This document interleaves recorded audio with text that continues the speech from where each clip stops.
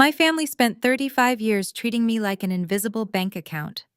So when my brother laughed at my pointless little tech business during our holiday dinner, I did not get angry. I just took a sip of water and told him I had sold it for $120 million. The color drained from his face so fast I thought he might pass out. But the real shock came when I handed them their eviction notice. Before I tell you exactly how I dismantled my brother's fake empire, tell me where you are watching from in the comments. Hit like and subscribe if you have ever had to cut off toxic family members to protect your peace. I am Gabrielle, 35 years old, and the designated scapegoat of my family. The incident that finally shattered the illusion happened on a crisp Tuesday evening at one of the most exclusive restaurants in Buckhead. The chandelier above our table cast a warm, golden glow over the white linen, the crystal water glasses, and the heavy silver cutlery. The waiter had barely finished pouring our sparkling water when my white sister-in-law Chloe reached into her designer handbag. She pulled out a thick cream-colored envelope and slid it across the table until it rested right in front of my plate. I looked down at the paper, then back up at her.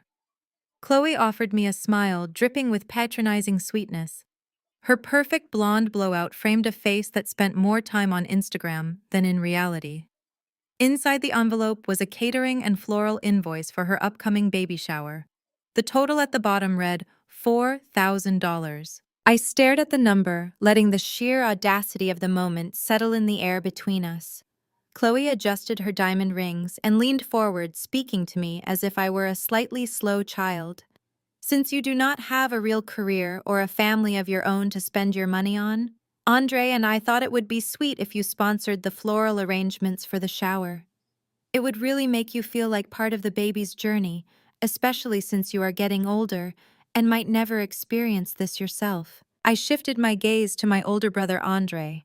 He was sitting next to her, wearing a custom-tailored suit that I knew for a fact he could not afford. He did not say a word to defend me. He just swirled the bourbon in his crystal glass, a smug, self-satisfied smirk resting on his face. Andre had always been the golden child, the son who could do no wrong, the brilliant wealth manager who was supposedly building generational wealth for the family name. Meanwhile, I was just the spinster sister playing around on a laptop. Before I could even push the invoice back across the table, my mother Yvonne chimed in. She reached over and patted my hand with a cold, manicured touch. Now, Gabrielle, do not give us that sour look. Your sister-in-law is giving you a wonderful opportunity to contribute to the family legacy. It is time you put that little tech hobby of yours on pause and start focusing on what truly matters. We are welcoming a new life into this family. My father Richard nodded in agreement from the head of the table. He adjusted his silk tie and gave me that stern, disappointed glare he had perfected over 3 decades. Listen to your mother, Gabrielle. You have been hoarding your meager savings long enough. Andre is out there in the corporate world building real wealth at his firm. He has a certain image to maintain in Atlanta society. You are just working out of shared office spaces and playing on your computer all day. The least you can do is help your brother and his wife celebrate properly. The casual cruelty in my father's voice was not new, but tonight it felt different. Tonight it felt like a heavy chain snapping. I looked at the 4 faces staring back at me. They expected me to fold. They expected me to pull out my debit card, swallow my pride, and fund their extravagant lifestyle, just like I had done in my 20s when they drained my college fund to buy Andre his first luxury car. They thought they still had power over me. I picked up the $4,000 invoice, folded it neatly in half, and tucked it right into the front pocket of Andre's expensive suit jacket. I think the wealth manager can handle his own wife's floral arrangements, I said, my voice dangerously calm. Chloe gasped, her hand flying to her chest. Andre's smirk vanished instantly, replaced by a dark scowl. My mother opened her mouth to scold me, but I raised my hand, cutting her off completely. I turned my attention away from my stunned family and flagged down our waiter who had been hovering nervously nearby. I will have a glass of the reserve Cabernet, I told the waiter smoothly. Actually, bring me the bottle. And I will need a separate check for my wine and my appetizers. I placed my sleek, heavy metal black Centurion card onto the polished table. It landed with a soft, authoritative thud. My family was so busy sputtering with indignation, so completely absorbed in their own manufactured outrage, that none of them even recognized the invitation, only credit cards sitting right under their noses. "How dare you disrespect us in public?" my father hissed, keeping his voice low to avoid a scene. "We invited you here to catch up, to include you in this family." "No," I corrected him, taking a slow, deliberate sip of my water. "You invited me here because Andre's credit cards are maxed out and you needed a sponsor for your country club charade. I am done funding the illusion." I did not wait for their appetizers to arrive. I did not wait for the expensive steaks they had eagerly ordered on what they assumed was my dime. I simply signed the receipt for my $300 bottle of wine, picked up my purse, and stood up from the table. I wished them a lovely evening, turned my back on their shocked faces, and walked out of the restaurant, leaving them entirely stranded with a massive dinner bill they had no way of paying. As I stood outside in the cool Atlanta night air, waiting for the valet to bring my car around, my phone lit up. It was a frantic text message from Andre. "You need to come back inside right now. My cards are declining. Do not embarrass me in front of Chloe." I stared at the text, feeling a profound sense of peace wash over me, and hit delete. Immediately, my phone began to ring. It was not my family. It was Valerie, my lead investor. I answered the call, and her voice crackled through the speaker with breathless excitement. "Gabby," she said, "the acquisition papers just cleared regulatory approval. You are officially liquid." Before my finger could even press against the heavy cream paper to slide that ridiculous $4,000 invoice back to Chloe, my mother cleared her throat. Yvonne was a woman who practically breathed Atlanta Country Club politics. She sat perfectly straight in her chair, adjusting the silk scarf draped elegantly over her shoulders, and looked at me with a mixture of pity and exhaustion. "Gabrielle, do not sit there and scowl," my mother said, her tone sharp enough to cut glass. "It is incredibly tacky, and frankly, it is selfish. Your sister-in-law is simply offering you a way to finally be part of this family. You know perfectly well that Andre and Chloe are carrying the family name forward. It is time you put that little tech hobby of yours on pause and supported the legacy we are trying to build." I stared at her, genuinely marveling at her ability to rewrite reality on a whim. A tech hobby. That was what she called the business I had spent the last 7 years bleeding for. My father, Richard, leaned heavily against the edge of the table. He was a man who believed his word was absolute law, mostly because my mother never challenged him, and Andre merely echoed him. He pointed a thick finger in my direction. "Listen to your mother, Gabrielle.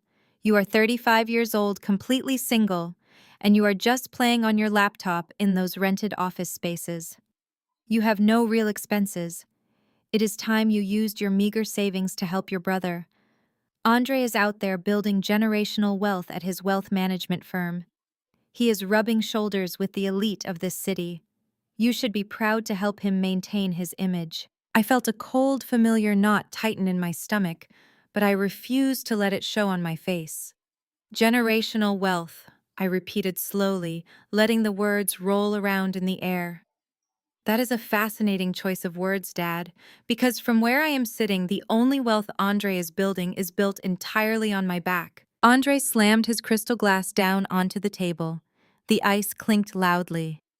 "Watch your mouth, Gabby. You do not know the first thing about high finance or what it takes to survive in my industry." "Oh, I think I do," I replied, my voice dropping to a calm, deadpan register. "I know it takes a lot of capital. For instance, it takes about $50,000 to get started." Does that number ring a bell to anyone at this table? The silence that fell over the table was immediate and heavy. Chloe looked back and forth between us, her fake smile faltering because she had not been around for that particular chapter of family history. My mother shifted uncomfortably, suddenly very interested in her sparkling water. "Let me refresh your memory," I continued, leaning forward. "When I was 19 years old, I was working 12-hour night shifts at a data center downtown to pay for my tuition. I did that because the $50,000 college fund my grandparents left for me mysteriously vanished. And where did it go? You drained my entire account to buy Andre a brand new BMW so he could quote-unquote look the part for his entry-level internship. That is entirely different, my father barked, his face flushing a deep shade of red. We made a strategic family investment. Your brother was entering a highly competitive financial sector. He needed a luxury vehicle to attract high net worth clients and project success. You were just going to a state university. You did not need a luxury car. You needed to learn hard work. You literally stole my tuition to buy him a status symbol, I shot back, keeping my tone completely level despite the fire burning in my chest. And I still graduated top of my class while paying my own way.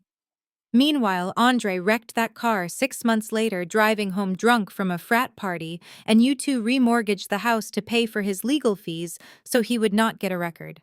Is that the generational wealth we are talking about? Gabrielle, you are being completely hysterical, my mother snapped, employing her favorite tactic. You always do this.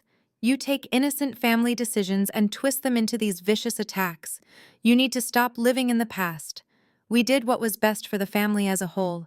If you are going to sit here and hold a grudge over ancient history just to avoid paying for some beautiful flowers for your future niece, then you need professional help. Chloe nodded sympathetically, reaching out to stroke Andre's arm. It is okay, Andre. I told you she would get defensive. People who are not successful always harbor so much resentment for those who are. We should not have expected her to understand our lifestyle. The sheer magnitude of their delusion was almost impressive. They had spent over a decade gaslighting me, convincing themselves that sacrificing my future to fund Andre's ego was a noble act. They genuinely believed I was the villain for simply remembering what they had done. I looked at Andre, who was sitting up taller now, empowered by his wife and our parents. He looked at me with an expression of pure, unadulterated entitlement. He expected me to cave. He expected the old Gabrielle, the desperate daughter who just wanted her parents to love her, to apologize, open her purse, and buy her way back into their good graces. I stood frozen under the warm glow of the street lamp outside the restaurant. Liquid. That was the sterile financial term for having $120 million sitting in my bank accounts. I thanked Valerie, my voice surprisingly steady, for a woman whose entire life had just fundamentally changed, and slid into the driver's seat of my car. As I pulled out of the parking lot, my phone buzzed with 3 more missed calls from my father and a furious text from my mother. I turned on Do Not Disturb, merged onto the highway, and let the silence of the night wrap around me. For the first time in 35 years, I slept without setting an alarm. 2 days later, the reality of my new wealth was still settling in, but my routine remained the same.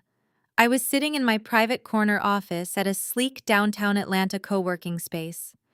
The floor-to-ceiling windows offered a sweeping view of the city skyline. I was reviewing the final transition documents for my software platform when the heavy glass door to my office suddenly swung open. It was Andre. He had bypassed the front desk security, his face flushed and his breath slightly uneven. He was wearing another expensive suit, but this time the jacket was unbuttoned, his tie was loosened, and the arrogant smirk he usually wore like a second skin was completely gone. He looked around my office, his eyes darting over the modern minimalist furniture before settling on me. "What do you want, Andre?" I asked, not bothering to stand up or offer him a seat. I kept my hands folded neatly over my laptop, maintaining the physical barrier of my solid oak desk between us.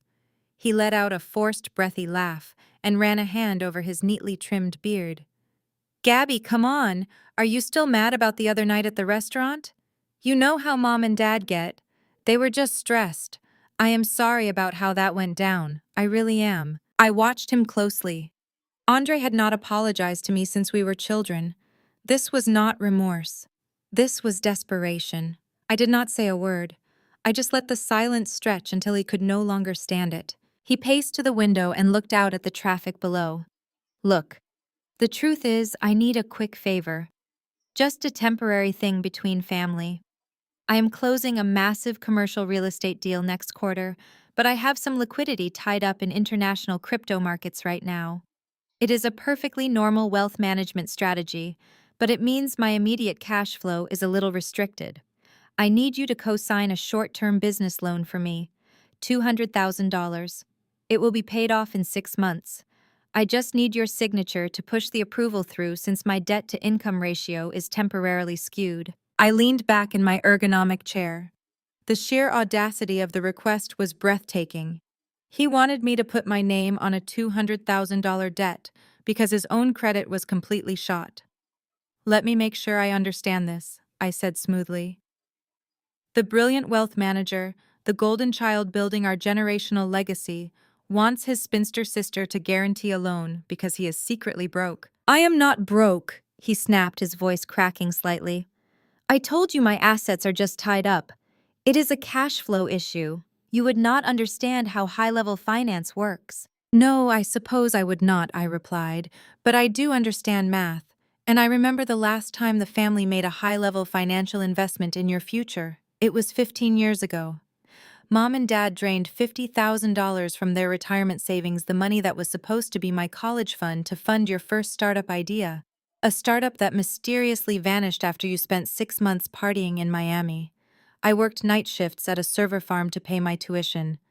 So no, Andre, I will not be co-signing your loan. His face darkened. You are still holding on to that. That was over a decade ago. We are family, Gabby. You are supposed to help me when I need it. If this loan does not go through, the bank is going to start looking into my other accounts, and things will get very complicated. That sounds like a personal problem, I said, turning my attention back to my laptop screen. You should probably leave before I call security. Before he could launch into another desperate tirade, the office door swung open again. It was Chloe.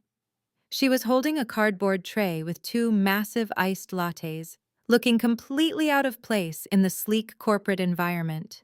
She wore a bright pink designer tracksuit, her phone already recording a video for her followers as she walked in. "Hey guys," she chirped, lowering the phone when she noticed the heavy tension in the room. "Andre, babe, you forgot to wait for me in the lobby. I brought lattes." She set the tray on my desk and offered me a bright, vacant smile. "I am so glad I caught you, Gabrielle. I actually came to offer you an amazing opportunity." I looked from Andre, who was suddenly sweating profusely, to Chloe, who was oblivious to her husband's impending financial ruin. "An opportunity," I repeated flatly. "Yes," Chloe said, clapping her hands together. "My lifestyle influencer merchandise line is expanding so fast, and honestly, the warehouse inventory is a mess. I know you do not have much going on with your little computer business, and since you are so good at organizing things, I want to offer you a job. You can be my inventory manager. It pays $15 an hour, plus you get free clothes.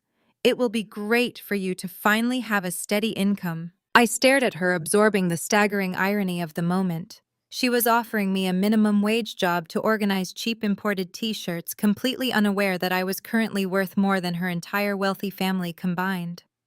I looked at Andre. He squeezed his eyes shut, his jaw tight. I smiled at Chloe. "That is incredibly generous of you, Chloe, but I am afraid I have to decline. I am actually quite busy." However, I added, shifting my gaze back to my brother, "if Andre wants me to seriously consider his loan request, he can leave his full financial disclosure forms on my desk for me to review. I need to see the exact state of his accounts before I sign anything." Andre's eyes snapped open. He looked terrified. "My financial forms. That is confidential. If you want my signature, I need your paperwork," I said firmly. "Drop it off by 5 o'clock. Now both of you need to leave. I have a very important phone call to take." They left a few minutes later, Chloe still chattering about her social media engagement, while Andre walked stiffly beside her, like a man marching to the gallows. Promptly at 4:30, a courier dropped off a thick sealed envelope on my desk. Andre had actually sent the documents clearly, believing I was not sophisticated enough to understand them. He was wrong. I did not just read them. I handed the entire file over to my forensic accountant. That evening, as I was pouring myself a glass of water in my kitchen, my accountant called me. His voice was unusually grave. "Gabrielle," he said, "I have gone through your brother's disclosures. He is not just broke. It is much worse." "What did he do?" I asked, leaning against the marble counter. "He committed fraud," my accountant replied bluntly. "He forged your parents' signatures and used the equity in their home as collateral for a shell company.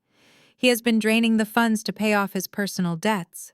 If he defaults on this final payment next week, the bank takes your parents' house. The heavy doors of the restaurant closed behind me with a solid, satisfying thud, instantly cutting off the ambient hum of clinking silver and pretentious chatter. I stepped out into the crisp Atlanta night air and took a deep, deliberate breath. For the first time in my entire life, my chest did not feel tight. The crushing weight of my family's expectations, the constant need to shrink myself so Andre could look bigger, it was all suddenly gone. I walked over to the valet stand, my heels clicking sharply against the pavement, and handed the attendant my ticket. While I waited for my car, my phone began to vibrate violently inside my purse. It was not just a single notification. It was a rapid, frantic succession of buzzes that told me exactly what was happening inside that dining room. I reached into my bag and pulled out my phone. The screen was lit up with a barrage of text messages from Andre. I stood under the warm glow of the street lamp and read them one by one. The first message was demanding. "Where did you go? Get back here right now." The second message arrived 30 seconds later, the tone shifting slightly. "Gabby, this is not funny. The waiter is bringing the check for the table. Come back and pay your share." Then came the third message, and this was the one that made me actually smile. "My cards are declining. You need to come back right now and fix this. Do not embarrass me in front of Chloe." I stared at that final sentence. Do not embarrass me. He was sitting at a table with our parents who had remortgaged their home and drained my future just to fund his image, and he could not even cover the cost of his own dinner. His entire life was a carefully constructed house of cards built on other people's credit, and I had just pulled out the bottom row. I pictured him sweating under his expensive tailored suit, trying to explain to his brand-conscious wife why his platinum cards were being rejected. I pictured my mother horrified at the prospect of causing a scene in front of Buckhead's elite. For 35 years, they had demanded I play the role of the quiet, compliant bank account. Tonight, the bank was permanently closed. Without a single ounce of hesitation or guilt, I deleted the entire text thread. I did not reply. I did not explain myself. I simply swiped left and erased his panic from my screen. Just as I was sliding the phone back into my purse, it vibrated again.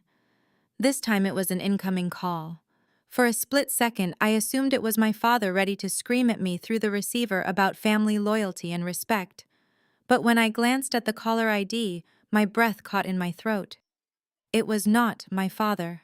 It was Valerie. Valerie was a heavyweight venture capitalist who had backed my company 3 years ago when everyone else, including my own family, told me I was wasting my time. She was sharp, unapologetic, and the closest thing I had to a real mentor. I answered the call immediately. "Gabby Valerie," said, her voice crackling through the speaker with an intensity that made the hair on my arms stand up. "I hope you are sitting down." "I am currently standing at a valet stand avoiding my family," I replied, keeping my voice level despite the sudden pounding of my heart. "What is going on, Valerie?" "I just got off the phone with the legal team," she said, and I could hear the fierce, triumphant smile in her voice. "The regulatory hurdles are officially cleared. The buyer signed the final addendums 10 minutes ago. The acquisition is done, Gabrielle. The papers are filed and the wire transfers have been initiated. You are officially liquid." The street around me seemed to go entirely silent. The honking of cars on Peachtree Street, the chatter of other patrons leaving the restaurant, it all faded into background noise. Liquid. That was the sterile corporate term for what had just happened. But the reality was so much heavier. It meant that my logistics software platform, the business my mother had just called a little tech hobby, had officially been acquired. It meant the $120 million buyout was no longer just a contract. It was real money, and it was mine. "Are you still there?" Valerie asked, a soft laugh escaping her. "I know it is a lot to process." "I am here," I whispered, staring blindly at the sleek black car the valet had just pulled up to the curb. "I am here. I just need a second." "You take all the seconds you need," Valerie told me gently. "You built this from the ground up, Gabby. You earned every single penny of this buyout. Call your wealth management team in the morning to confirm the routing, but tonight I want you to celebrate. Buy yourself something ridiculous." I thanked her, my voice thick with emotion, and ended the call. The valet held the car door open for me. I reached into my wallet, pulled out a crisp $100 bill, and handed it to him. He looked shocked, thanking me profusely, but I barely heard him. I slid into the leather driver's seat, closed the door, and locked it. I sat there in the quiet luxury of my car, my hands gripping the steering wheel. $120 million. It was a number so large it felt abstract. But what it represented was crystal clear. It represented armor. It represented total, untouchable freedom. My family had spent my entire life trying to keep me small, trying to convince me that my only value was what I could provide for Andre. They had mocked my ambition and stolen my resources. But as I put the car in drive and pulled out onto the vibrant Atlanta streets, leaving the restaurant and my panicked family far behind me, I realized something beautiful. Their rejection had not broken me. It had forged me into someone they could no longer control. The financial empire they so desperately wanted Andre to build had actually been built by the daughter they ignored, and I was not going to share a single cent of it. 2 days later, the euphoria of the acquisition had settled into a quiet, focused power. I was sitting in my private corner office at a premium corporate workspace in downtown Atlanta. The floor-to-ceiling windows offered a commanding view of the city skyline, the midday sun reflecting off the surrounding glass skyscrapers. I was reviewing the final employee retention packages for my team when the heavy glass door to my office suddenly flew open. It was Andre. He had somehow talked his way past the lobby security downstairs, a skill he had honed over a lifetime of relying on his charm to escape the rules that applied to everyone else. He marched into my office wearing a navy blue suit that looked unusually wrinkled. His breathing was shallow and there was a frantic, erratic energy radiating from him. He immediately tried to mask his panic behind his signature arrogant smirk, but the cracks in his facade were glaringly obvious. "What are you doing here, Andre?" I asked. I did not stand up to greet him. I did not offer him one of the leather guest chairs opposite my desk. I simply kept my hands resting flat on my laptop keyboard, maintaining the wide expanse of polished walnut between us as a deliberate physical barrier. He let out a loud, forced sigh and unbuttoned his suit jacket, attempting to dominate the room by pacing across my rug. "Gabby, look. Let us just put the other night behind us. Mom and Dad were overly stressed. Chloe was just trying to be sweet, and you overreacted by walking out. But I am your big brother. I forgive you. Family is family, right?" I stared at him, genuinely amazed by the sheer scale of his delusion. He was acting as if he had not just tried to humiliate me into paying for his wife's extravagant baby shower while his own credit cards were declining. He was trying to rewrite history to make himself the benevolent forgiver. I remained perfectly still. "I am in the middle of the workday, Andre. If you have a point to make it quickly." He stopped pacing and leaned his hands heavily on the edge of my desk, trying to loom over me and use his physical size to intimidate me. I calmly pushed my ergonomic chair back a few inches, refusing to let him invade my personal space. "The truth is, I need a quick favor," he said, lowering his voice as if he were letting me in on a highly classified Wall Street secret. "I am closing a massive commercial real estate deal next quarter. It is going to triple my firm's portfolio and solidify my standing in the market. But right now, a significant portion of my liquidity is temporarily tied up in international crypto markets." He waved his hand dismissively, playing the role of the exhausted financial genius burdened by his own success. "It is a perfectly normal wealth management strategy to hedge against inflation.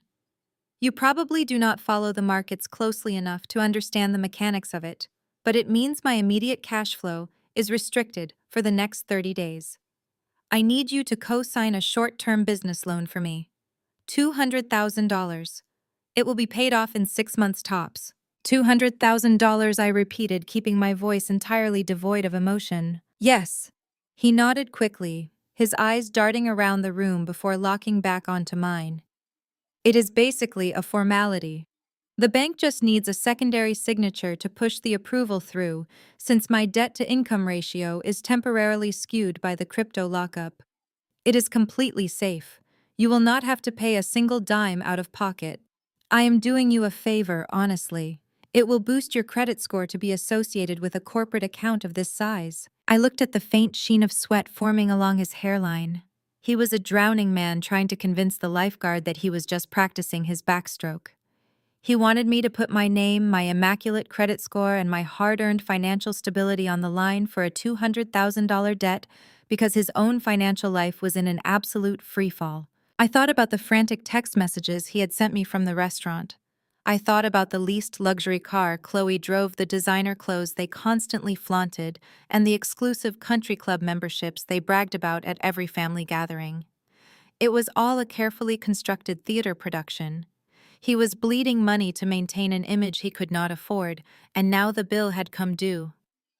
The bank was clearly closing in on him, and he was desperate enough to come begging to the sister he had spent his entire life looking down on. "Are you seriously standing in my office asking me to guarantee your debt?"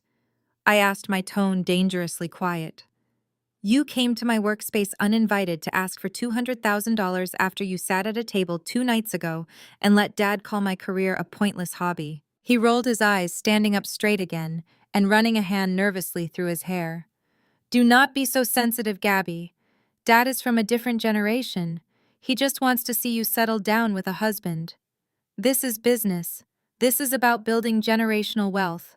If this loan does not go through, my firm is going to miss out on a massive acquisition opportunity, and the bank might start asking unnecessary questions about my other operating accounts. You are my sister. You are supposed to have my back when things get complicated." He was trying to bully me, trying to weaponize the concept of family to extract my resources. He thought if he spoke fast enough and used enough financial jargon, I would just nod and sign on the dotted line like a dutiful, obedient shadow. He thought he could still control the narrative.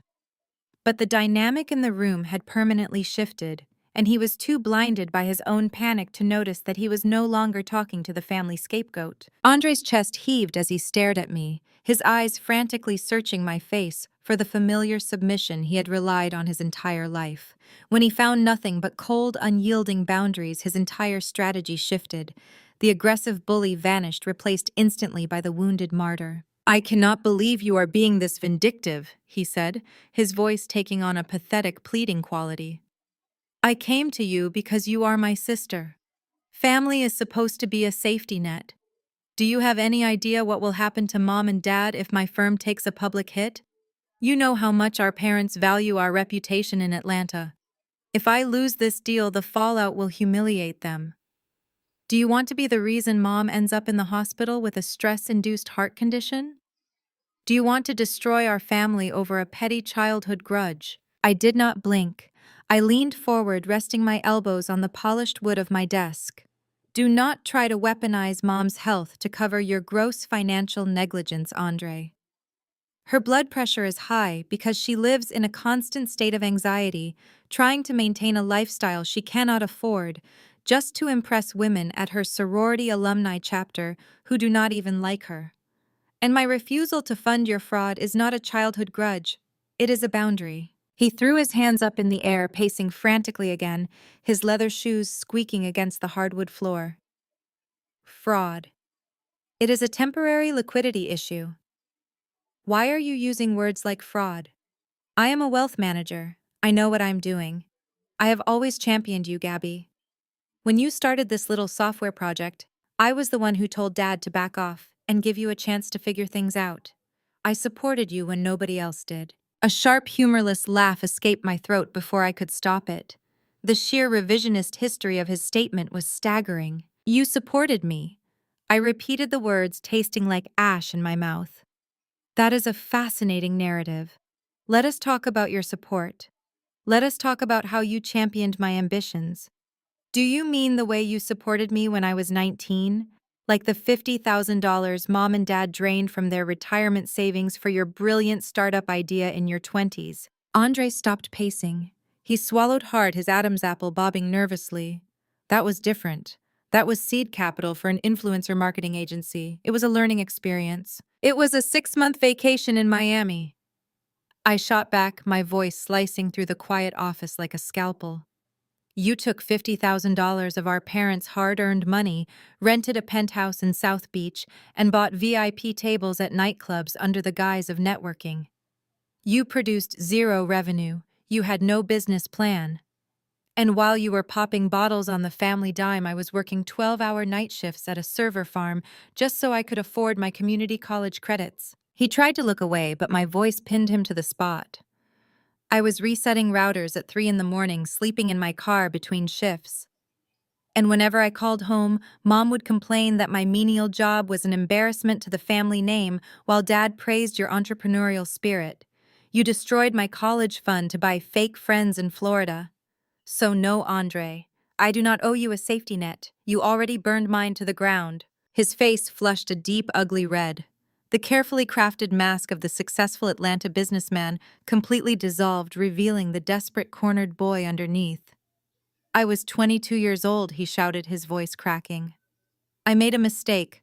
Why do you constantly have to bring up the past? I am a different person now. I manage millions of dollars for high net worth clients. I am a respected professional. You manage other people's millions while drowning in your own debt, I corrected him systematically, dismantling his excuses one by one. You think I do not see the signs. You think because I do not care about designer labels, I do not recognize a financial freefall when it is standing right in my office. I stood up slowly, matching his height. Your Rolex is a very good counterfeit, but the second hand stutters. The Range Rover you bought, Chloe, is leased, and if you are begging me for $200,000, I am guessing you are at least 3 months behind on the payments. And that exclusive Buckhead Country Club membership you and Dad love to brag about at Thanksgiving. You are on a probationary payment plan. I know this because their accounting department uses my logistics software to manage their vendor shipments. Your entire life is a mirage, Andre. He grabbed the edge of my desk, his knuckles turning stark white. His breathing was ragged, his eyes wide and panicked.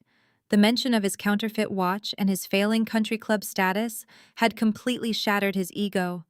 He looked around my office, really looking at it for the first time. The minimalist decor, the expensive view, the silence of true wealth. The realization that I had everything he was desperately pretending to have hit him like a physical blow. "Gabby, please," he begged, the word catching in his throat. "Please. You do not understand the pressure I am under. Chloe thinks we are untouchable. Her family expects a certain standard. If the bank calls this loan, the dominoes start falling. The firm will audit my personal accounts. I will lose my license. I will lose everything. Just sign the paper. It is just a signature to you, but it is my entire life." I looked at his shaking hands. For a fleeting second, a ghost of the old Gabrielle, the sister who just wanted her brother to love her, felt a microscopic pang of pity. But I quickly crushed it under the weight of 35 years of disrespect. He was not sorry for treating me like garbage. He was only sorry that he had finally run out of other people's money. "You chose the illusion, Andre," I said softly, my voice devoid of any sympathy. "You chose to build a life on quicksand. You cannot come crying to me just because the tide is finally coming in." He opened his mouth to argue, to launch another desperate plea to try and find some crack in my armor. He looked like he was on the verge of dropping to his knees, right there on my office rug. The tension in the room was suffocating, pulling tight like a piano wire about to snap. But before he could utter another pathetic excuse, the heavy glass door to my office swung open again, completely shattering the heavy silence. In walked Chloe, breezing through the doorway with an air of profound self-importance. She was wearing a matching pastel designer tracksuit that screamed new money, and oversized sunglasses pushed back into her perfectly highlighted blonde hair. In one hand, she balanced a cardboard drink carrier holding 2 massive iced lattes, and in the other she held her phone, the camera lens pointed outward as if she were in the middle of recording a vlog. She came to a sudden halt, her eyes sweeping over my office with a look of mild amusement. "Hey guys," she chirped, lowering her phone but keeping her bright, heavily glossed smile perfectly in place. "The security downstairs is absolutely ridiculous. They tried to make me sign in at the front desk, but I just told them I was Andre's wife, and they totally let me come right up." She strutted across the room and set the drink carrier down on my desk, completely oblivious to the suffocating tension she had just walked into. She did not notice the panicked sweat beading on her husband's forehead. She did not notice the way his hands were gripping the back of the guest chair so tightly his knuckles were white. She just saw an audience. I brought lattes, she announced proudly, pulling a sweating plastic cup from the tray and pushing it toward me. It is an oat milk vanilla matcha. I figured you could use a little treat today, Gabrielle. I know how expensive the coffee shops down in this business district are, and we all know you need to be watching your budget. I looked at the green liquid sloshing against the ice, then slowly raised my eyes to meet hers. Thank you, Chloe. That was remarkably thoughtful of you. She pulled out the second chair and sat down uninvited, crossing her legs and making herself entirely at home. Andre remained standing frozen in place like a deer caught in the headlights. He opened his mouth to say something likely to usher her out of the room before she made his situation exponentially worse, but Chloe was already talking again. So she began leaning forward and resting her elbows on her knees. I am actually so glad I caught you today, Gabby. Andre and I were talking last night about your situation. We know how hard it must be for you right now. My situation, I repeated, keeping my voice perfectly neutral. Yes, she said, her tone dripping with the kind of patronizing sympathy usually reserved for a lost puppy. You know, grinding away at this little computer project of yours, trying to make ends meet in this terrible economy. It cannot be easy working out of these shared spaces surrounded by people who actually have real corporate jobs. It takes a toll on a person. And honestly, it breaks my heart to see you struggling while Andre and I are doing so well. I glanced at Andre. He looked like he wanted the floor of my office to open up and swallow him whole. He knew exactly what I was worth. He knew I had just dismantled his entire financial facade, and now he had to stand there and listen to his wife play the role of the wealthy savior. Chloe, maybe now is not the best time for this. Andre interrupted, his voice trembling slightly. Gabby and I were in the middle of a private conversation about my portfolio. Let us just go. Nonsense, babe. Chloe waved him off without even looking at him. Family helps family. That is what you always say, right? She turned her bright blue eyes back to me, adopting an expression of extreme earnestness. Gabby, my lifestyle brand is absolutely exploding right now, she said, referencing the cheap drop-shipped merchandise she aggressively promoted on her social media pages. We are doing incredible numbers. The demand is just off the charts. But honestly, the fulfillment side of the business is a total disaster right now. The warehouse inventory is a mess, and I am just too busy managing the creative direction to deal with boxes and shipping labels. She paused, waiting for me to look impressed. I simply blinked, letting the silence stretch just long enough to make her slightly uncomfortable before she rushed to fill it. Anyway, since you are so good with computers and organizing things, I thought, why not hire someone I trust? I want to bring you onto my team. I want to offer you the position of lead inventory manager for my brand. I leaned back in my chair and folded my hands in my lap. Lead inventory manager. Yes, she beamed, clearly thrilled with her own generosity. I know it is not glamorous work, but it pays $15 an hour, which I know will be a massive help for your rent. Plus, you get a 20% discount on all the merchandise, and I will even let you keep the defective items for free. It will be so great for you to finally have a steady income from a real thriving business. You will not have to worry about your little tech hobby failing anymore, because you will be working for me. The sheer magnitude of her audacity was a physical force in the room. It was not just the insult of offering me a minimum wage job while I was sitting on a 9-figure buyout. It was the deeply ingrained, completely unexamined white savior complex radiating from her every word.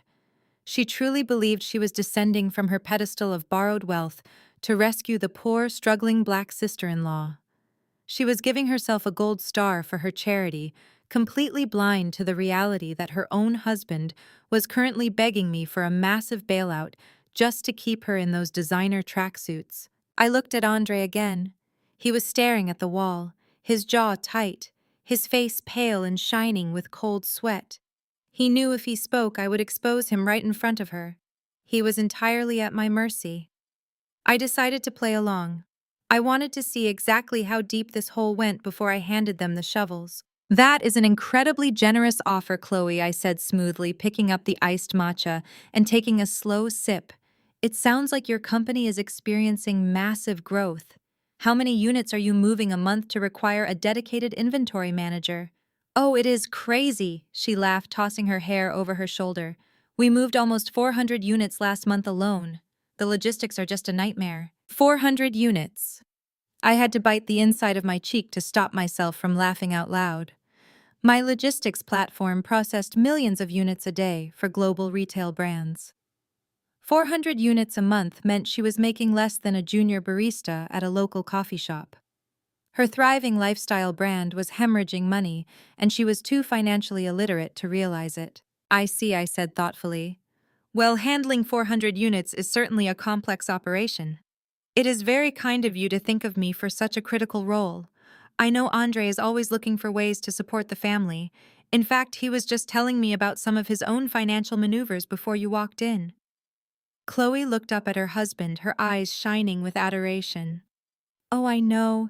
He is always working on some massive deal. He is so smart with our money. Is he? I asked, locking eyes with Andre.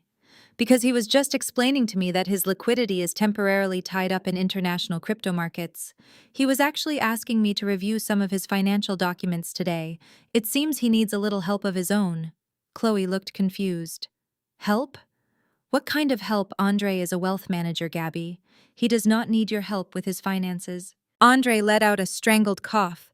He stepped forward and grabbed Chloe by the arm, pulling her up from the chair with far more force than necessary. Chloe, we really need to go, he demanded, his voice dropping into a desperate hiss. Gabby is busy. She has work to do. But what about the job offer? Chloe asked, stumbling slightly as he pulled her toward the heavy glass door. Gabby, do not forget about the position. I need an answer by Friday so I can post it online if you do not want it. I will be sure to give your offer all the consideration it deserves. I called out to her as Andre practically dragged her out of my office. Before the door could close completely, I raised my voice just loud enough for Andre to hear my final instruction. And Andre, I said sharply, do not forget to send over those full financial disclosure forms we discussed. I cannot make any decisions until I see the exact state of your accounts. Drop them off by 5 o'clock. Andre froze in the doorway for a fraction of a second. He looked back at me, his eyes wide with a mixture of hatred and absolute defeat. He gave me one stiff, barely perceptible nod before pulling his wife out into the hallway and letting the heavy glass door swing shut behind them. The silence rushed back into the room, but this time it was sweet. I took another sip of my iced matcha, set the cup down on my desk, and smiled. I had just set the trap and they had walked right into it. At exactly 5 o'clock, the receptionist from the ground floor lobby called my direct line. A courier had arrived with a sealed confidential package from a wealth management firm. I told her to send him up. 2 minutes later, a young man in a uniform handed me a thick, heavy manila envelope. I signed for it, closed my office door, and walked back to my desk. I held the envelope in my hands. It was surprisingly heavy. This was it. This was the physical manifestation of my brother's entire fabricated life. Andre had actually sent the documents. His arrogance was so deeply ingrained that he genuinely believed I was too financially illiterate to understand his paperwork. He thought I would just see a bunch of large numbers, get intimidated by the complex banking jargon, and blindly sign my name to his loan application out of sheer familial obligation. He had severely underestimated the woman I had become. I did not even break the seal on the envelope. Instead, I picked up my phone and dialed the private number for Carter, the lead forensic accountant who handled the audits for my software company. Carter was a financial bloodhound. He could find a missing dollar in a maze of offshore accounts blindfolded. Carter answered on the second ring. I told him I was sending over a personal file via secure courier and that I needed a complete top-to-bottom analysis by the end of the day. I wanted every shell company traced. I wanted every debt liability cross-referenced. I wanted to know exactly where Andre's money was going, and more importantly, who else was tied to his sinking ship. Carter agreed, and within the hour the documents were out of my hands. I left the office as the sun began to set over the Atlanta skyline, casting long, sharp shadows across the city. I drove to my high-rise condo, the silence in my car feeling heavier than usual. The anticipation was a physical pressure in my chest. I knew Andre was in trouble, but I needed to know the exact dimensions of his failure before I made my next move. I ordered dinner, though I barely ate it. I paced my living room, watching the city lights flicker to life below me. At 8:30 that evening, my phone finally rang. The caller ID flashed Carter's name. I answered immediately, bypassing pleasantries. "What did you find, Carter?" I asked, leaning against the cold marble of my kitchen island. Carter let out a heavy sigh. The sound alone told me everything I needed to know. It was bad. Gabrielle, Carter began, his voice dropping into a serious professional cadence. "I have spent the last 3 hours tearing apart your brother's disclosures. I do not know how he has managed to keep this hidden for so long, but his financial situation is catastrophic. He is not just illiquid, he is completely insolvent." I closed my eyes. I knew it. "So the crypto market story was a lie?" I asked. "A complete fabrication," Carter confirmed. "There is no international crypto portfolio. There is no massive commercial real estate deal closing next quarter. Andre has been running what amounts to a personal Ponzi scheme to fund his lifestyle. He has been taking out high-interest personal loans to pay the minimum balances on his corporate credit cards. But that is not even the worst part." My eyes snapped open. I stood up straight, the air in the room suddenly feeling very still. "What is the worst part, Carter? Your brother did not just mismanage his own money," Carter said quietly. "He committed federal mortgage fraud." The words hung in the air, heavy and suffocating. Fraud. I asked him to explain, my voice barely above a whisper. Carter walked me through the paper trail. 2 years ago, Andre set up a blind shell company registered in Delaware. He then used that shell company to take out a massive equity line of credit. But he did not use his own assets as collateral. He used your parents' home. He forged their signatures on the loan documents, bypassed the standard notary protocols, likely using a corrupt connection at his firm, and completely drained the equity out of their property. My breath caught in my throat.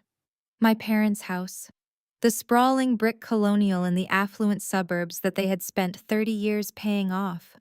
The house my mother proudly hosted her alumni chapter meetings in. The house my father considered his ultimate achievement. Andre had secretly mortgaged it to the hilt just to buy fake followers for his wife and lease luxury cars he could not afford.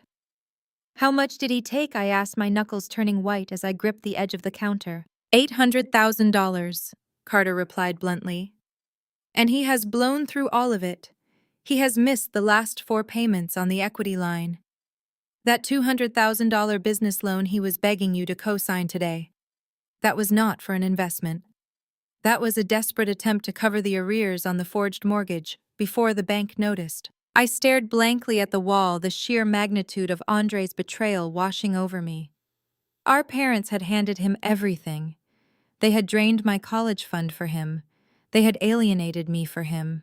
They had spent my entire life telling me that I was a disappointment while praising him as the family savior. And this whole time, their golden child had been secretly stealing the roof right from over their heads. "What happens now?" I asked, forcing my voice to remain steady. Carter paused for a moment. "If he does not come up with the past due balance by next Friday, the bank initiates foreclosure. Because the loan is attached to a commercial shell company, the timeline is accelerated. If he defaults next week, the bank takes your parents' house. They will be served with an eviction notice right before the holidays. And when the bank realizes the signatures were forged, the SEC and the FBI will likely get involved.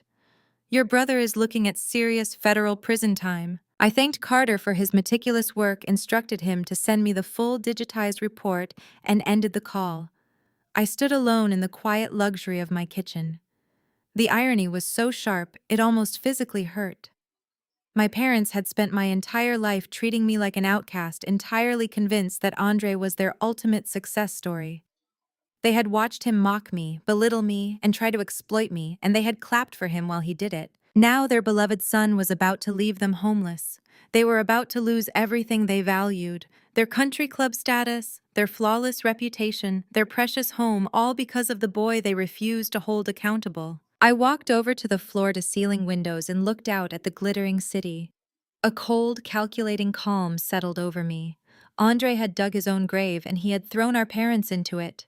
They were going to lose their house, That was a mathematical certainty. But as I stood there backed by $120 million in liquid capital, a new plan began to form in my mind. I was not going to save Andre. I was going to let him fall. But I was not going to let a random bank take my parents home either. I picked up my phone and dialed the number for my real estate attorney. It was time to make an investment. The crisp November air bit at my cheeks as I pulled my car into the long, sweeping driveway of my parents' sprawling brick colonial. The house sat perfectly illuminated by carefully placed landscape lighting, looking exactly like the picture of generational wealth my mother was so obsessed with projecting. But as I walked up the manicured front path, all I could see was a giant invisible foreclosure sign hanging over the heavy oak front door. Parked right near the entrance, taking up the prime spot in the driveway, was a gleaming white Range Rover. It still had the temporary dealer tags on the back. I recognized it immediately from Chloe's endless social media posts over the last few weeks. She had captioned the photos with breathless paragraphs about how spoiled she was and how Andre was the ultimate provider. I paused on the front steps and looked at the shiny luxury SUV. My forensic accountant Carter had sent me the full financial report days ago. I knew exactly how that car was acquired. Andre had leased it under his firm's corporate account, completely bypassing his ruined personal credit, and he had not made a single payment in 3 months. The dealership was already processing the repossession orders. I took a deep breath, adjusted the collar of my wool coat, and rang the doorbell. My mother opened the door, wearing a tailored emerald green dress and a heavy gold necklace. The smell of roasted turkey, baked macaroni and cheese, and candied yams wafted out from the kitchen, a stark contrast to the icy reception waiting for me in the foyer. "Gabrielle," my mother said, her smile tight and completely devoid of any real warmth. "You made it. I was beginning to think you were going to use your work as an excuse to avoid us again." "I am right on time, Mom," I replied calmly, stepping into the grand entryway. "Happy Thanksgiving." She offered a stiff nod and took my coat, immediately turning her attention back toward the formal living room, where the sound of clinking glasses and loud laughter echoed. I walked in to find my father sitting in his favorite leather armchair, holding court with a glass of expensive bourbon. Andre and Chloe were sitting on the velvet sofa opposite him. When I entered the room, the conversation abruptly halted. Andre tensed instantly. His eyes darted to my face, searching desperately for any sign of what I knew. He had dropped off his financial disclosures at my office weeks ago, and I had simply ghosted him. I did not return his calls. I did not reply to his frantic text messages, and I certainly did not sign his loan documents. He was sitting in his childhood home, completely paralyzed by the fear that I might expose his bankruptcy at any moment. But he did not know the full truth yet. He did not know that I knew about the mortgage fraud. He thought he had successfully buried the shell company in his paperwork. "Happy Thanksgiving, Gabby," Chloe chirped, breaking the awkward silence. She patted the empty space on the sofa next to her. She was wearing a silk blouse and her signature diamond tennis bracelet. "Did you see my new car outside? Andre completely surprised me for our anniversary. Is it not absolutely stunning?" "It is certainly a statement piece, Chloe," I said smoothly, taking a seat in a separate armchair across the room. I made sure to meet Andre's eyes as I spoke. He swallowed hard and looked away, suddenly intensely interested in the ice melting in his drink. My father leaned forward, pointing his bourbon glass toward Andre with profound pride. "That is what hard work and financial intelligence looks like, Gabrielle. You should take notes. Your brother is out here closing massive deals and treating his wife like a queen. He is not just working for a paycheck. He is building an empire." I smiled. A small, quiet smile that seemed to unnerve Andre even more. "Yes," I said. "Building an empire takes a lot of creative financing." Dinner was served an hour later in the formal dining room. The table was set with my mother's finest china and heavy crystal goblets. As we passed the platters of food, the suffocating tension in the room only thickened. My parents spent the entire first half of the meal treating Andre like visiting royalty. Yvonne spooned a massive portion of stuffing onto Andre's plate. "You look tired, sweetheart. You are working too hard. You need to make sure you take some time for yourself after this big commercial real estate deal closes." Chloe laughed, reaching over to rub Andre's shoulder. I keep telling him the same thing, Yvonne. But you know how he is. He is just so driven. He wants to make sure our future children have the best of everything. That is why he bought the Range Rover. He said we needed a safe family car for when the baby comes. I sat silently cutting my turkey and eating my collard greens. The contrast between the loud, boastful lies filling the room and the silent, heavy truth sitting in my bank accounts was almost dizzying. They were sitting inside a house that was scheduled for foreclosure in exactly 14 days. They were bragging about a car that was going to be towed away by a repo company at any moment. And they were doing it all while looking down their noses at me, the only person in the room who could actually afford the plates we were eating off of. Andre kept his head down, forcefully chewing his food. He was sweating. The collar of his dress shirt looked damp. He knew his time was running out. He had not secured the $200,000 loan from me, which meant he had no way to pay the arrears on the fraudulent mortgage. The bank was coming. So, Gabrielle, my mother said, turning her sharp gaze toward me, since you are being unusually quiet tonight, tell us what is happening with your little tech project. Are you still working out of that shared office building with all those college students? Actually, I replied, placing my fork down on my plate. I have had a very productive few weeks. The business is transitioning into a new phase. My father scoffed, taking a long drink of his wine. Transitioning. That is just corporate speak for struggling. You need to face reality, Gabrielle. You are 35. You cannot keep playing entrepreneur forever. Look at your brother. He has a stable, high-income career. He has physical assets. He has a luxury vehicle sitting in the driveway. What do you have to show for all your late nights on the computer? I picked up my water glass and took a slow sip. I looked at the crystal chandelier hanging above us. I looked at the antique mahogany dining table. I looked at the crown molding that my father was so proud of. I was currently in the final stages of a private negotiation with the bank holding the fraudulent mortgage. My real estate attorney was drawing up the final purchase agreement for the debt. In less than 2 weeks, I would own the deed to the ground they were standing on. I have a lot of things in the works, Dad, I said, my voice completely serene.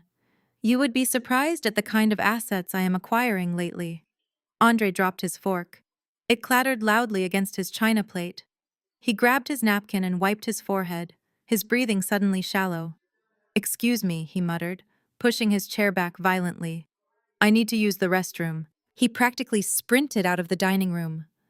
Chloe watched him go with a confused pout while my parents exchanged a look of mild concern. He is just stressed from carrying the weight of his success. My mother sighed, completely blind to the reality unfolding right in front of her. I picked my fork back up and took another bite of my greens. The turkey was dry, and the conversation was toxic, but the sweet taste of impending justice made it the best Thanksgiving dinner I had ever had. Andre returned from the powder room a few minutes later. The color had completely drained from his face, leaving him looking like a ghost haunting his own expensive suit. He sat down heavily in his chair, keeping his eyes firmly fixed on his half-eaten plate. He refused to look in my direction. The oblivious chatter of my parents and Chloe simply flowed right over his silent panic, filling the space he had left empty. As my mother signaled the hired catering staff to clear the main dinner plates and bring out the dessert course, my father decided it was the perfect time for his annual Thanksgiving toast. Richard was a man who absolutely loved the sound of his own voice. He believed every word he spoke was a profound lesson that the rest of us were privileged to hear. He pushed his heavy mahogany dining chair back, stood up and tapped his silver fork against his crystal wine glass. The sharp, clear, ringing sound cut through the ambient noise of the room. Chloe immediately pulled out her phone, adjusting her posture and fluffing her blonde hair so she would look perfect in the frame as she recorded the moment for her social media followers. Family! My father began, his voice booming with a practiced, arrogant authority. Thanksgiving is a time to reflect on our blessings, our hard work, and our legacy. And when I look around this table tonight, I see the bright future of our family name. He raised his glass and pointed it directly at Andre. To my son, you are a true pillar of this family. You understand what it takes to succeed in the ruthless world of high finance. You have brought a beautiful, ambitious wife into our fold, and together you are building a foundation of true generational wealth. You are setting the standard. We are incredibly proud of the man you have become." Chloe beamed at her phone camera, completely thrilled by the validation. Andre, however, looked physically ill. He forced a weak, nauseous smile that barely reached his eyes and raised his glass with a trembling hand. He knew the generational wealth our father was bragging about was completely fabricated. He knew he was one missed payment away from wearing a federal prison uniform. Then my father turned his imposing gaze toward me. The warmth and pride completely vanished from his face, instantly replaced by that familiar heavy disappointment he always reserved just for me. "And Gabrielle," he sighed, the sound echoing loudly across the dining table. "You are 35 years old. It is time to stop playing these entrepreneurial games and join the real world. I know you like to think your little tech startup is a fulfilling hobby, but let us be entirely realistic for a moment. You are unmarried, you have no children, and you are wasting your absolute prime years on a pointless computer project that is never going to give you a real return." My mother nodded in solemn agreement from the other end of the table, sipping her wine as if mourning my tragic life choices. "You could be working a stable corporate job," my father continued, his tone dripping with condescension. "You could have a secure retirement account, a steady paycheck, and a matching benefits package. You could actually be contributing to society instead of renting desk space downtown and pretending to be a chief executive. Look at your brother. He deals with tangible assets. He handles real money. If you swallowed your pride and asked nicely, he might even be willing to help you invest whatever meager savings you manage to scrape together." For 35 years, a speech exactly like this one would have sent me spiraling into a deep depression. I would have argued with him. I would have aggressively laid out my revenue projections and client acquisition costs. I would have desperately tried to prove my worth to a man who was entirely committed to misunderstanding me. I would have let his harsh words ruin my holiday. But tonight, sitting in that formal dining room, I felt absolutely nothing but a profound, almost euphoric sense of calm. The power dynamic had shifted so violently that his insult felt like a light breeze against a solid brick wall. I did not break character. I did not raise my voice. I did not defend my business or mention my $120 million bank account. I just sat there in my tailored silk blouse, looking at the man who was loudly lecturing me about financial stability while standing inside a house he was about to lose to the bank. I looked at the golden child who had secretly committed massive mortgage fraud and the lifestyle influencer who was recording this entire embarrassing charade on a leased phone. The contrast between their fake luxury and my silent actual wealth was the most delicious thing I had ever tasted. I picked up my crystal water goblet and looked directly into my father's eyes. I offered him a serene, completely unbothered smile. "Thank you for the advice, Dad," I said, my voice smooth and perfectly pleasant. "You are absolutely right. Tangible assets and real estate are incredibly important. In fact, I am learning just how valuable owning the right property can really be." I took a slow sip of my water. Across the table, Andre let out a small, choked cough. He quickly grabbed his linen napkin and pressed it over his mouth to hide his panicked expression. He knew exactly what I was talking about. My father, however, was completely oblivious to the double meaning of my words. He took my calm response as a total surrender. He smiled smugly, thinking he had finally put his stubborn, difficult daughter in her place. "Exactly," my father grunted, sitting back down in his heavy chair. "It is about time you started listening to the people in this family who actually know how to manage money. Maybe next year you will finally have some real success to celebrate." I set my glass down on the white tablecloth. "Oh," I replied softly, my eyes briefly meeting Andre's terrified gaze across the table. "I think we will have plenty to celebrate long before next year." I let my father enjoy his hollow victory. I did not need to win an argument at the dinner table when I was about to win the entire war. I carefully placed my linen napkin beside my plate, pushed my chair back, and stood up. I told my mother I was going to the kitchen to start brewing the espresso for the dessert course.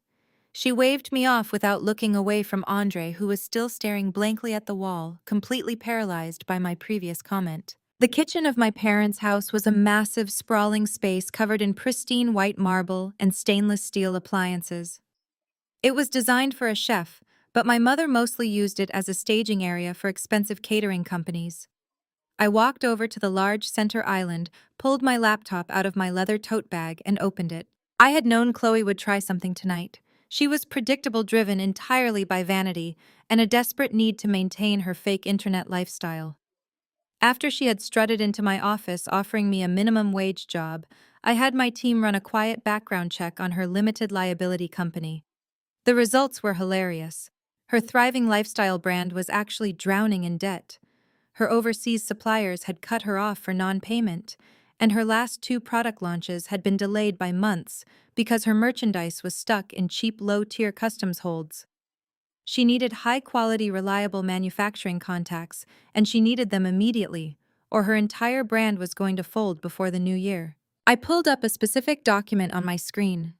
The file name at the very top was printed in bold, clear letters. Tier 1, Global Manufacturing Contacts and Wholesale Pricing. It looked exactly like the holy grail Chloe was searching for. It was formatted beautifully, listing names of top-tier textile manufacturers, direct phone numbers, and incredibly low wholesale price brackets. But it was not a vendor list. It was a digital bear trap. The document was actually a highly encrypted, legally binding non-disclosure agreement masked as a spreadsheet. Every single supplier name on that list was a dummy corporation owned by my newly acquired tech firm. The email addresses contained hidden tracking pixels, and the file itself was embedded with a proprietary algorithmic watermark. If anyone copied, forwarded, or downloaded that document, my enterprise server immediately logged their internet protocol address, their device information, and a permanent timestamp. It was a flawless piece of corporate espionage bait. I left the document open on the screen, the brightness turned all the way up, and walked over to the espresso machine. Right on cue, the heavy swinging door from the dining room pushed open. Chloe walked in. She was carrying her empty crystal wine glass, her heels clicking softly against the marble floor. She paused when she saw me, her eyes immediately darting to the glowing screen of my laptop sitting unguarded on the island. "Hey, Gabby," Chloe chirped, her voice dripping with that familiar patronizing sweetness. "I just came to get a refill. Do you need any help in here? It looks like you are doing a lot of heavy lifting." "I am fine, Chloe," I replied, turning my back to her to reach for the bag of imported coffee beans my mother kept in the upper cabinet. "I am just trying to catch up on a little bit of work before dessert. Running a small business is just so overwhelming sometimes. I cannot seem to get my inventory costs under control." I heard her footsteps inch closer to the island. "Oh, I completely understand," she said, her tone laced with fake sympathy. "Supply chain management is so brutal right now. But you know, if you had taken that inventory job I offered you, you would not be stressing about this on Thanksgiving. I have my systems totally dialed in." She was standing right next to the laptop now.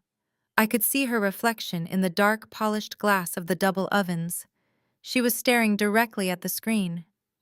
I watched her eyes widen as she read the bold title at the top of the document, Global Manufacturing Contacts. I took my time opening the bag of coffee beans.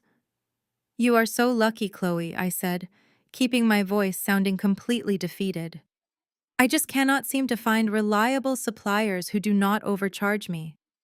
I have spent the last 3 years building this list of premium vendors, but it is still so hard to manage."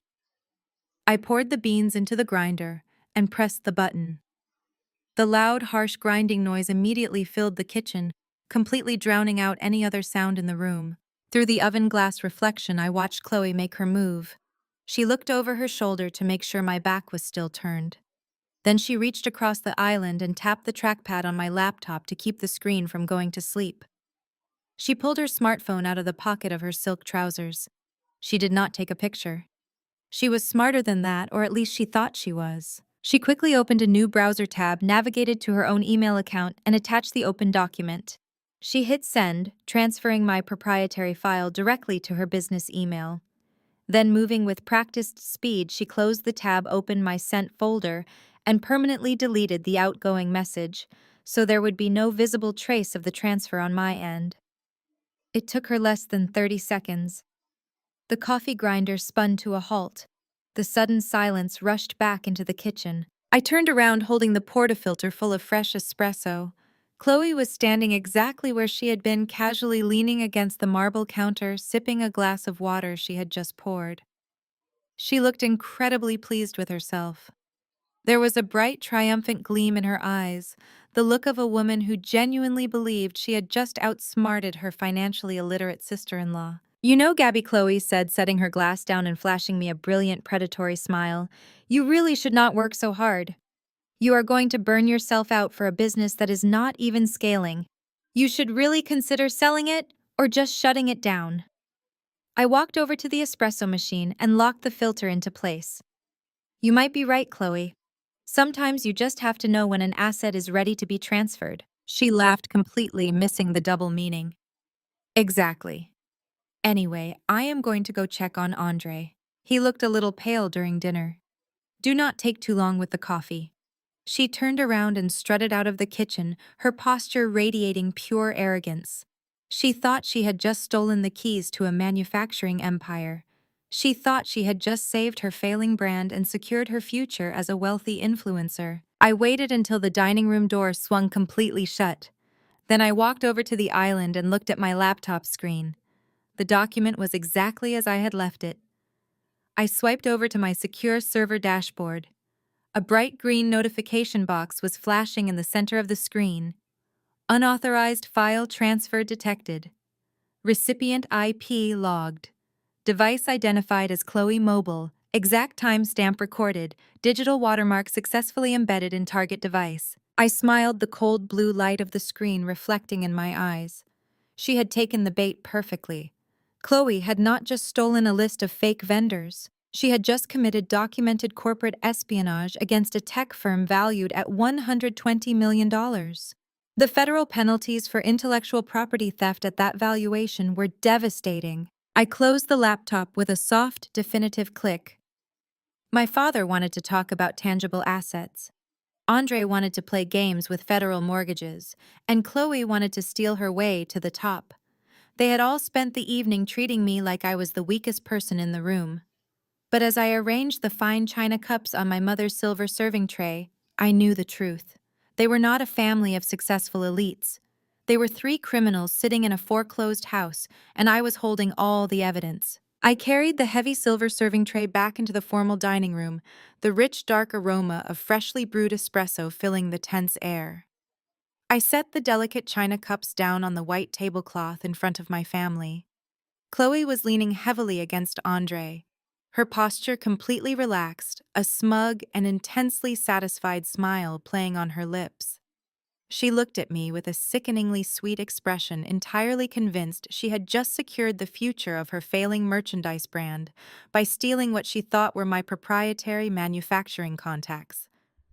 Andre simply stared down at his empty dessert plate, his shoulders slumped forward, looking exactly like a man waiting for a bomb to detonate. Before my mother could complain about the time it had taken me to brew the coffee, I reached into the pocket of my tailored trousers and pulled out my smartphone. I tapped the screen, bringing up a completely blank notification window, and let my face fall into an expression of deep, manufactured concern. "I am so sorry to interrupt the celebration," I said, keeping my voice tight and highly professional, "but I just received an urgent alert from my lead developer. We are experiencing a critical server outage on the West Coast, and I need to handle it immediately. I have to leave." My father let out a loud, theatrical groan, throwing his hands up in the air in sheer disgust. "On Thanksgiving, Gabrielle. This is exactly what I'm talking about. This is why you need a real career with a structured corporation. You have absolutely no boundaries with this little project of yours. You are abandoning your family on a holiday for a computer glitch. Let her go, Richard." My mother sighed, waving her hand dismissively in my direction without even making eye contact. If she wants to prioritize her little hobby over spending quality time with people who are actually building a legacy, that is her choice. Andre is here. That is what truly matters to us tonight. I looked at my brother. He briefly raised his head and met my eyes, and for a split second, I saw a massive wave of pure, unadulterated relief wash over his pale face. He thought I was leaving because I was intimidated by our father's speech. He thought he had survived the dinner without me exposing his massive financial fraud to the room. He thought he had successfully bought himself more time. I nodded, wished them all a happy Thanksgiving, turned on my heel, and walked out the front door. As I drove my car away from the sprawling brick colonial, leaving Andre's leased and unpaid Range Rover sitting in the driveway, the cold night air felt incredibly refreshing against my skin. I had the digital evidence of Chloe committing corporate espionage safely locked in my enterprise server, and I had Andre right where I wanted him. The next morning, the Friday after Thanksgiving, I woke up early in my downtown luxury condominium. The city of Atlanta was quiet, slowly recovering from the heavy holiday meals.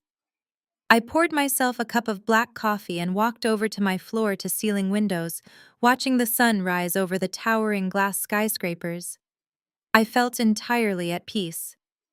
Promptly at 8 o'clock, my phone rang. It was Harrison, my lead real estate attorney. Harrison was a sharp, ruthless corporate litigator who specialized in high-stakes commercial property acquisitions. I had sent him the forensic accounting report regarding Andre's fraudulent shell company earlier in the week, instructing him to contact the commercial lending division of the bank that currently held the forged mortgage. "Good morning, Gabrielle," Harrison said, his voice crisp and strictly business. "I hope you had a pleasant holiday. I am calling because I just got off the phone with the executive vice president of the commercial lending division. Tell me everything," I said, taking a slow sip of my coffee. "Your forensic accountant was entirely correct," Harrison explained. "Andre's shell company is in complete default. He has exhausted every single grace period, and the bank is officially out of patience. However, the situation is actually much worse for him than we initially thought. The internal risk management team at the bank flagged the account yesterday morning. They have realized that the signatures on the original equity line of credit do not match the historical signatures on file for your parents." "So they know it is fraud?" I asked, feeling a cold thrill run down my spine. "They strongly suspect it," Harrison confirmed. "And because commercial banks absolutely despise public scandals, especially ones involving forged residential assets, they are moving to quietly but forcefully liquidate the debt. They are not waiting for the standard 90-day residential pre-foreclosure window. Because the loan was executed under a commercial corporate entity, they are triggering an accelerated commercial default clause." "What is the exact timeline?" I asked, watching the morning traffic slowly pick up on the streets below. "They are initiating the final foreclosure proceedings on Monday morning." Harrison said, the gravity of the situation heavy in his voice. "The formal notice of default and the eviction mandate will be served to the property in exactly 14 days. 14 days. I did the math in my head. That meant the bank was going to send a county sheriff to my parents' front door to physically remove them from the premises right in the middle of December. They were going to lose the house they had spent 30 years bragging about. The house where my mother hosted her elite alumni chapter meetings. The house that served as the ultimate symbol of their superiority. They were going to be thrown out into the street while their Christmas tree was still standing in the living room. The humiliation would be absolute, and the ensuing country club gossip would destroy my parents' social standing completely. There is an alternative," Harrison continued, his tone softening slightly. "The executive vice president knows I represent a highly capitalized buyer. If you want to save your parents from being evicted for the holidays, you can authorize me to wire the $200,000 to cover the past due arrears. That would bring the account current, halt the foreclosure process, and buy your brother another 6 months to try and figure out his financial mess.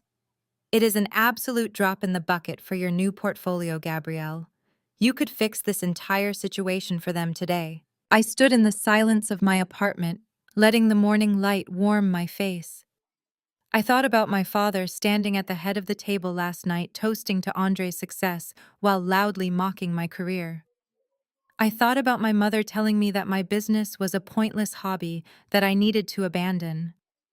I thought about the $50,000 they stole from my future to buy Andre a luxury car, completely ignoring the fact that I was working night shifts just to survive. They had spent my entire life building a golden pedestal for a son who was secretly destroying them while keeping their daughter firmly locked in the basement. They did not want my help. They had made it abundantly clear that they did not respect my money, my time, or my presence in their lives. Bailing them out quietly would only reinforce their profound delusion. It would allow Andre to maintain his fake empire, and it would keep me cast in the permanent role of the obedient, invisible scapegoat who cleaned up their messes without ever demanding any respect in return. "No," I said smoothly, the cold certainty in my voice surprising even me. "I am not wiring a single dime to cover his arrears." Harrison paused on the other end of the line. "So we are letting the bank foreclose and evict them." I walked over to my kitchen counter and set my coffee mug down.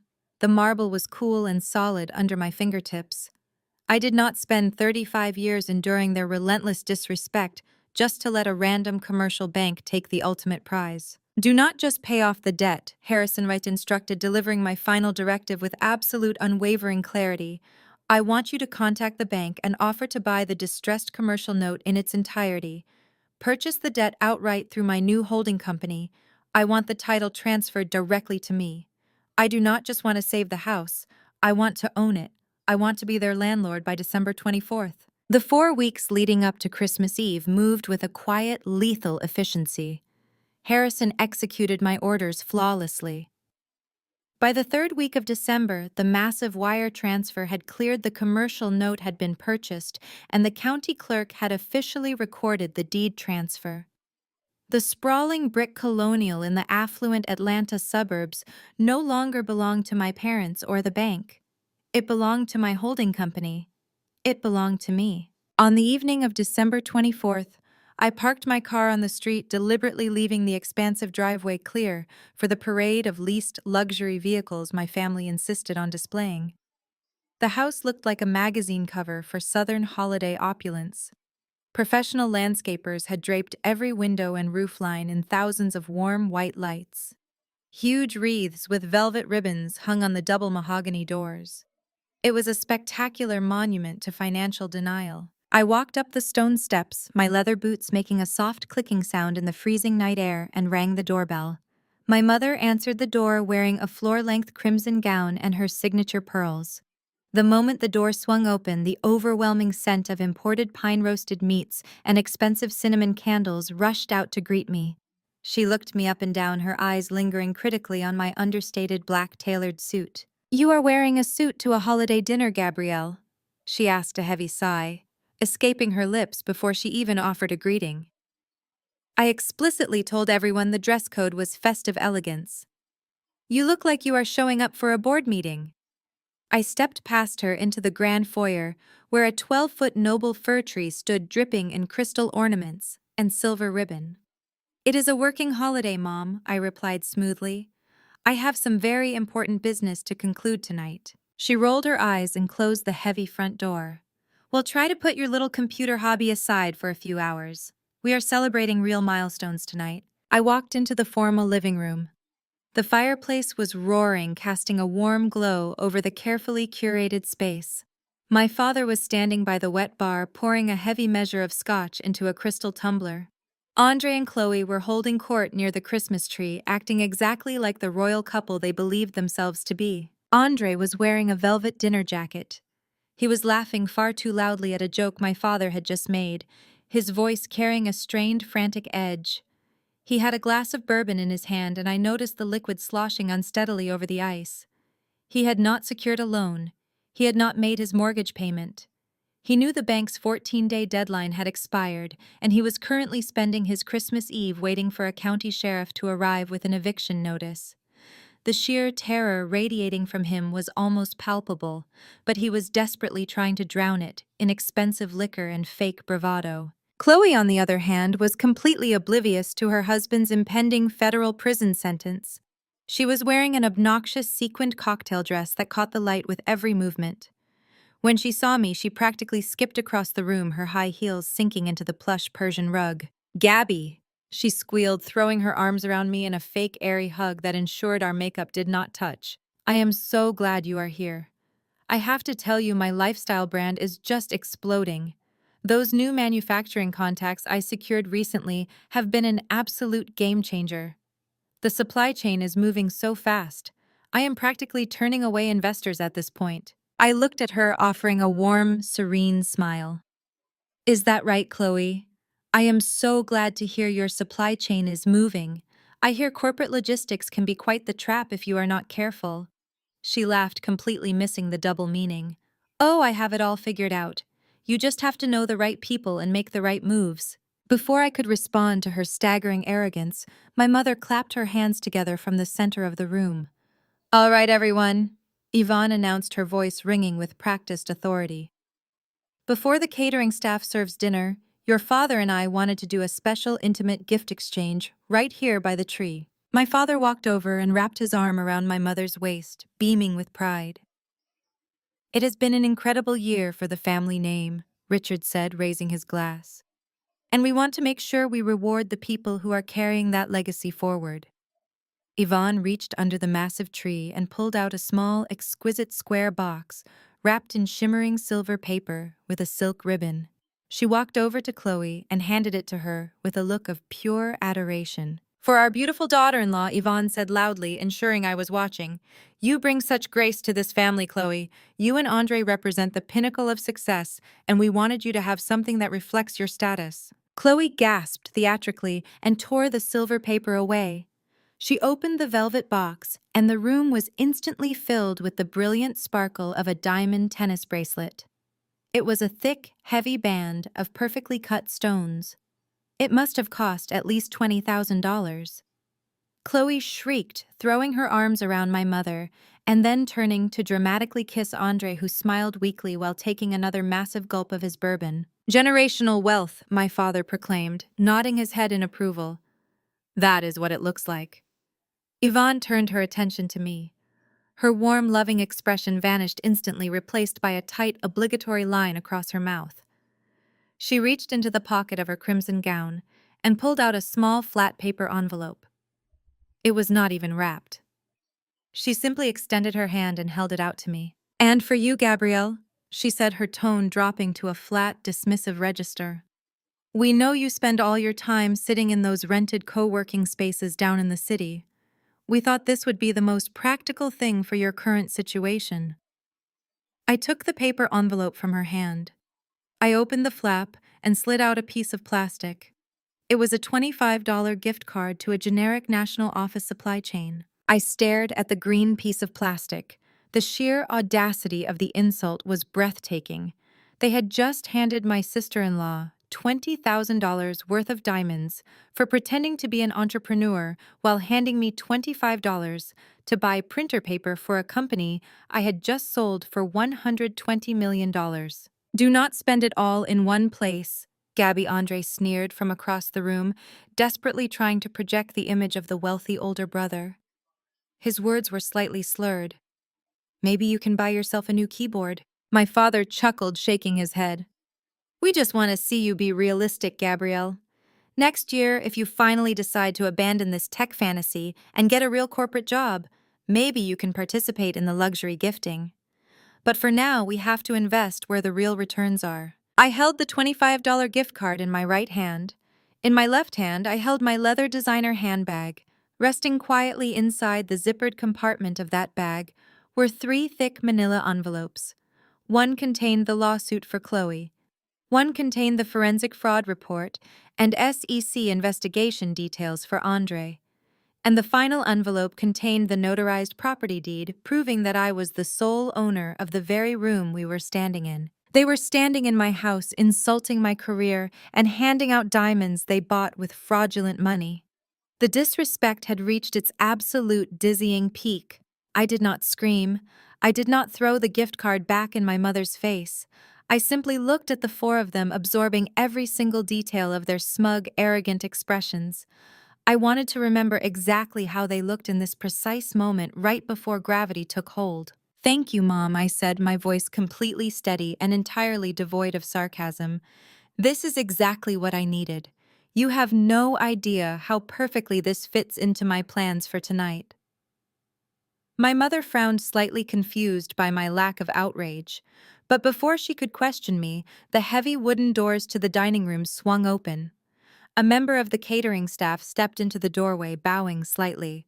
"Dinner is served," the waiter announced. I slipped the gift card into my pocket, picked up my handbag, and offered my family a bright, chilling smile. "Shall we eat?" I asked. "I have a feeling this is going to be a meal we remember for the rest of our lives." The formal dining room was a masterpiece of holiday excess. A massive centerpiece of fresh winter greens, white roses, and tall silver taper candles stretched down the middle of the long mahogany table. The catering staff moved with silent efficiency, placing gold-rimmed plates of herb-crusted prime rib truffle, mashed potatoes, and roasted winter vegetables in front of each of us. The crystal wine glasses were filled with an expensive Bordeaux my father had been saving in his cellar for a special occasion. It was the perfect setting for a family that worshipped the appearance of perfection above all else. I took my seat near the end of the table directly across from Chloe, while Andre sat on my right, closer to the head of the table where my father presided over the room. As soon as the catering staff retreated to the kitchen and the heavy wooden doors clicked shut, the illusion of festive cheer immediately evaporated. My father did not even wait for everyone to take their first bite before he launched his attack. He picked up his heavy silver carving knife, pointed it down the length of the table in my direction, and cleared his throat loudly. "You missed the Christmas Eve church service this afternoon, Gabrielle," he stated, his voice ringing with absolute authority. "Your mother and I had to make excuses for you to the entire congregation. Pastor Williams asked about you, and we had to tell him you were too busy with your computer games to celebrate the birth of our Savior with your family." I picked up my linen napkin and placed it gracefully across my lap. I did not apologize. I simply looked at him and spoke in a calm, measured tone. "I was concluding a very complex business transaction today, Dad. The timing was entirely out of my hands." "A business transaction," my mother scoffed from the opposite end of the table. She picked up her fork and poked at her prime rib with a look of profound distaste. "On Christmas Eve? What kind of legitimate business operates on a major holiday? You are just renting desk space and pretending to be important. It is frankly embarrassing that you cannot even carve out 2 hours to sit in a pew with the people who raised you." Chloe chimed in, leaning forward over her plate so her new diamond tennis bracelet caught the flickering light of the candles. "You know, Gabby, if you really need help managing your time, I have an amazing digital planner I sell on my website. It helps me balance my massive inventory shipments and my family obligations perfectly. I can give you a discount code if you want. It might help you get that little startup of yours organized so you stop missing important family events." I looked at Chloe, watching the smug satisfaction radiating from her heavily contoured face.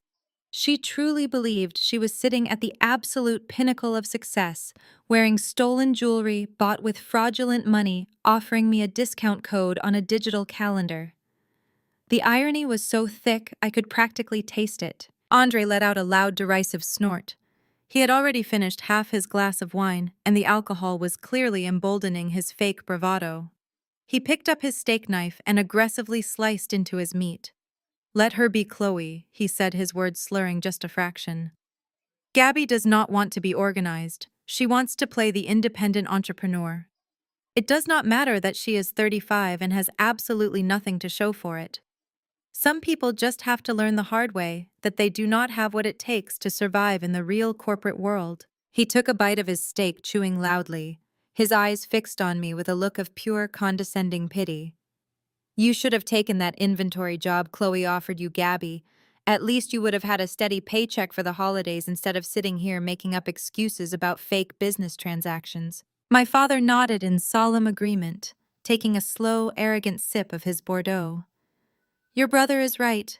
You are wasting your life. You are squandering your potential.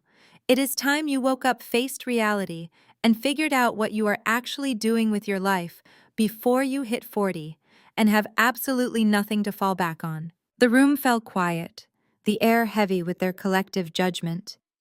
They sat there in their tailored clothes, drinking their expensive wine, waiting for me to shrink. They waited for the familiar script to play out. The script where the scapegoat daughter lowered her head, swallowed her pride, and absorbed their toxic projections so they could feel better about their own miserable lives, but the script had been permanently rewritten. I did not break eye contact with my father. I reached out and picked up my heavy crystal water goblet. The ice clinked softly against the glass. I took a slow, deliberate sip of the cold water, letting the silence stretch until the tension in the room became almost unbearable. I set the glass back down on the white tablecloth, folded my hands neatly in my lap, and let my face relax into an expression of absolute untouchable peace. "I am not wasting my life, Dad," I said, my voice cutting through the heavy air with crystalline clarity. "I actually had a very productive afternoon. I sold my company." The words hung over the dining table completely out of context for the reality they had constructed for me. My mother blinked, clearly not understanding the sentence. My father frowned, his thick eyebrows pulling together in confusion. Andre stopped chewing. He swallowed his food hard and let out another loud, incredibly obnoxious snicker. His knife scraped harshly against his fine china plate. "You sold it," he mocked, leaning back in his velvet chair and crossing his arms over his chest. "Your pointless little business.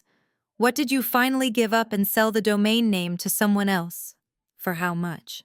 "A few $1,000s. Did you make enough to cover your rent next month?" I turned my head slowly and looked directly into Andre's bloodshot, terrified eyes. I looked right through the fake velvet dinner jacket, right through the arrogant smirk, straight down into the pathetic, desperate core of the man who had secretly forged our parents' signatures to steal their home.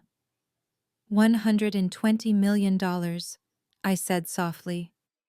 The effect was instantaneous and absolutely devastating. Andre's face went completely, shockingly white. The color drained from his cheeks so fast that his skin took on a sickly ashen hue. His mouth fell open slightly, his jaw completely unhinged, but no sound came out. The arrogant smirk vanished, replaced by an expression of pure, unadulterated horror. He stared at me, his eyes wide and trembling, his brain violently trying to process the number I had just dropped onto the table. At the other end of the table, my mother physically froze. She had been in the middle of bringing a piece of roasted asparagus to her mouth. Her hand stopped dead in midair. The silver fork hovered inches from her lips, her eyes locked onto me in a state of total paralyzing shock. She did not blink. She did not breathe. She just sat there like a mannequin in a department store window. My father dropped his wineglass. He did not knock it over. He simply let go of the stem. The heavy crystal tipped sideways, spilling dark red Bordeaux all over the pristine white linen tablecloth, the stains spreading outward like a pool of blood. He did not even look at the mess. 120, my father stammered, his deep, booming voice reduced to a weak, breathless wheeze. 1,000, you mean 1,000. Million, Dad. I corrected him, keeping my tone perfectly conversational as if we were discussing the weather. $120 million. The regulatory hurdles cleared last month, and the final wire transfers hit my private wealth management accounts this afternoon. The transaction is completely closed. I am fully liquid. Chloe let out a high-pitched, confused gasp. "Wait, what is happening? Gabby, what are you talking about? You sell computer software. Nobody pays that much money for a little startup. You are joking, right?" Andre, tell her she is joking. She turned to her husband, grabbing his arm, but Andre did not respond to her. He could not move. He was staring at me as if I had just grown a second head. The reality of his situation was crashing down on him with the force of a freight train. He realized in that exact second that the sister he had mocked, the sister he had tried to bully into co-signing a $200,000 loan, the sister he thought was a financial failure, was sitting on 9 figures of liquid cash. I watched the realization hit him. I watched his eyes dart wildly around the room, taking in the opulent decorations, the expensive food, the house he had secretly lost to the bank. He knew that I was now infinitely more powerful than the entire family combined. The silence in the dining room was deafening. The only sound was the soft crackling of the fire in the living room and the ragged, shallow breathing of my father at the head of the table. They were completely shattered. 35 years of disrespect. 35 years of cruel jokes and condescension, all of it was instantly vaporized by a single undeniable mathematical fact. I looked at the 3 generations of arrogance sitting paralyzed around the table. They thought the revelation of my wealth was the grand finale of the evening. They thought the shock of the $120 million was the ultimate punishment for their behavior. They had no idea that the dinner had barely even started. I let the suffocating silence stretch for a few more agonizing seconds. I watched the dark red pool of spilled Bordeaux slowly expand across the pristine white linen tablecloth, soaking into the fabric just inches from my father's plate. No one moved to clean it up. The catering staff remained hidden in the kitchen, completely unaware that the picture-perfect holiday dinner they had served was rapidly deteriorating into a financial execution. I reached down to the floor beside my chair where my structured leather designer handbag was resting. I unzipped the main compartment and pulled out the 3 thick, heavy manila envelopes I had prepared earlier that week. The satisfying sound of the thick paper sliding against the leather seemed to echo in the quiet room. I placed the stack of envelopes gently onto the table next to my water goblet. I turned my attention to Chloe. She was still clutching Andre's arm, her wide blue eyes darting frantically between me and her husband. The heavy diamond tennis bracelet my parents had just gifted her sparkled brilliantly under the light of the crystal chandelier, a glaring symbol of a fake empire that was currently burning to the ground. She let out a nervous, breathy laugh, trying desperately to find familiar ground. "Gabby, this is a really weird joke," she said, her voice trembling slightly. "You sell logistics software. Software does not make $120 million. Just tell Andre you are kidding, so we can go back to having a nice Christmas Eve." "I am not joking, Chloe," I replied, my voice perfectly calm and completely devoid of warmth. "And frankly, considering your recent extracurricular activities, my software is something you should be taking very seriously." I picked up the top manila envelope from the stack and slid it smoothly across the polished mahogany table. It glided over the wood and came to a stop right next to her plate of prime rib. Chloe looked down at the blank envelope, then back up at me. Her brow furrowed in genuine confusion. "What is this?" she asked, pulling her hand away from Andre's arm as if the envelope were radioactive. "Why do you not open it and find out?" I suggested, leaning back in my velvet dining chair and crossing my arms. She hesitated for a moment, looking to my mother and father for guidance, but they were still completely paralyzed by the 9-figure number I had just dropped on them. With trembling, manicured fingers, Chloe reached out and broke the seal on the envelope. She pulled out a thick stack of legal documents, printed on heavy watermarked paper. The crest of a massive, globally recognized corporate law firm was stamped at the very top of the first page. She began to read the bold print at the header of the document. "Notice to cease and desist," she read aloud, her voice wavering. "Immediate demand for preservation of evidence and notice of pending litigation regarding intellectual property theft." She looked up, her face scrunching up in profound confusion. "Intellectual property theft? Gabby, what on earth is this? I do not understand what any of this legal jargon means. Why is a corporate law firm sending me a letter?" I kept my eyes locked directly on hers. "Do you remember Thanksgiving, Chloe? Do you remember when you came into the kitchen while I was making espresso for the family?" Chloe blinked, swallowing hard. "Yes," she whispered. "I had my laptop open on the kitchen island."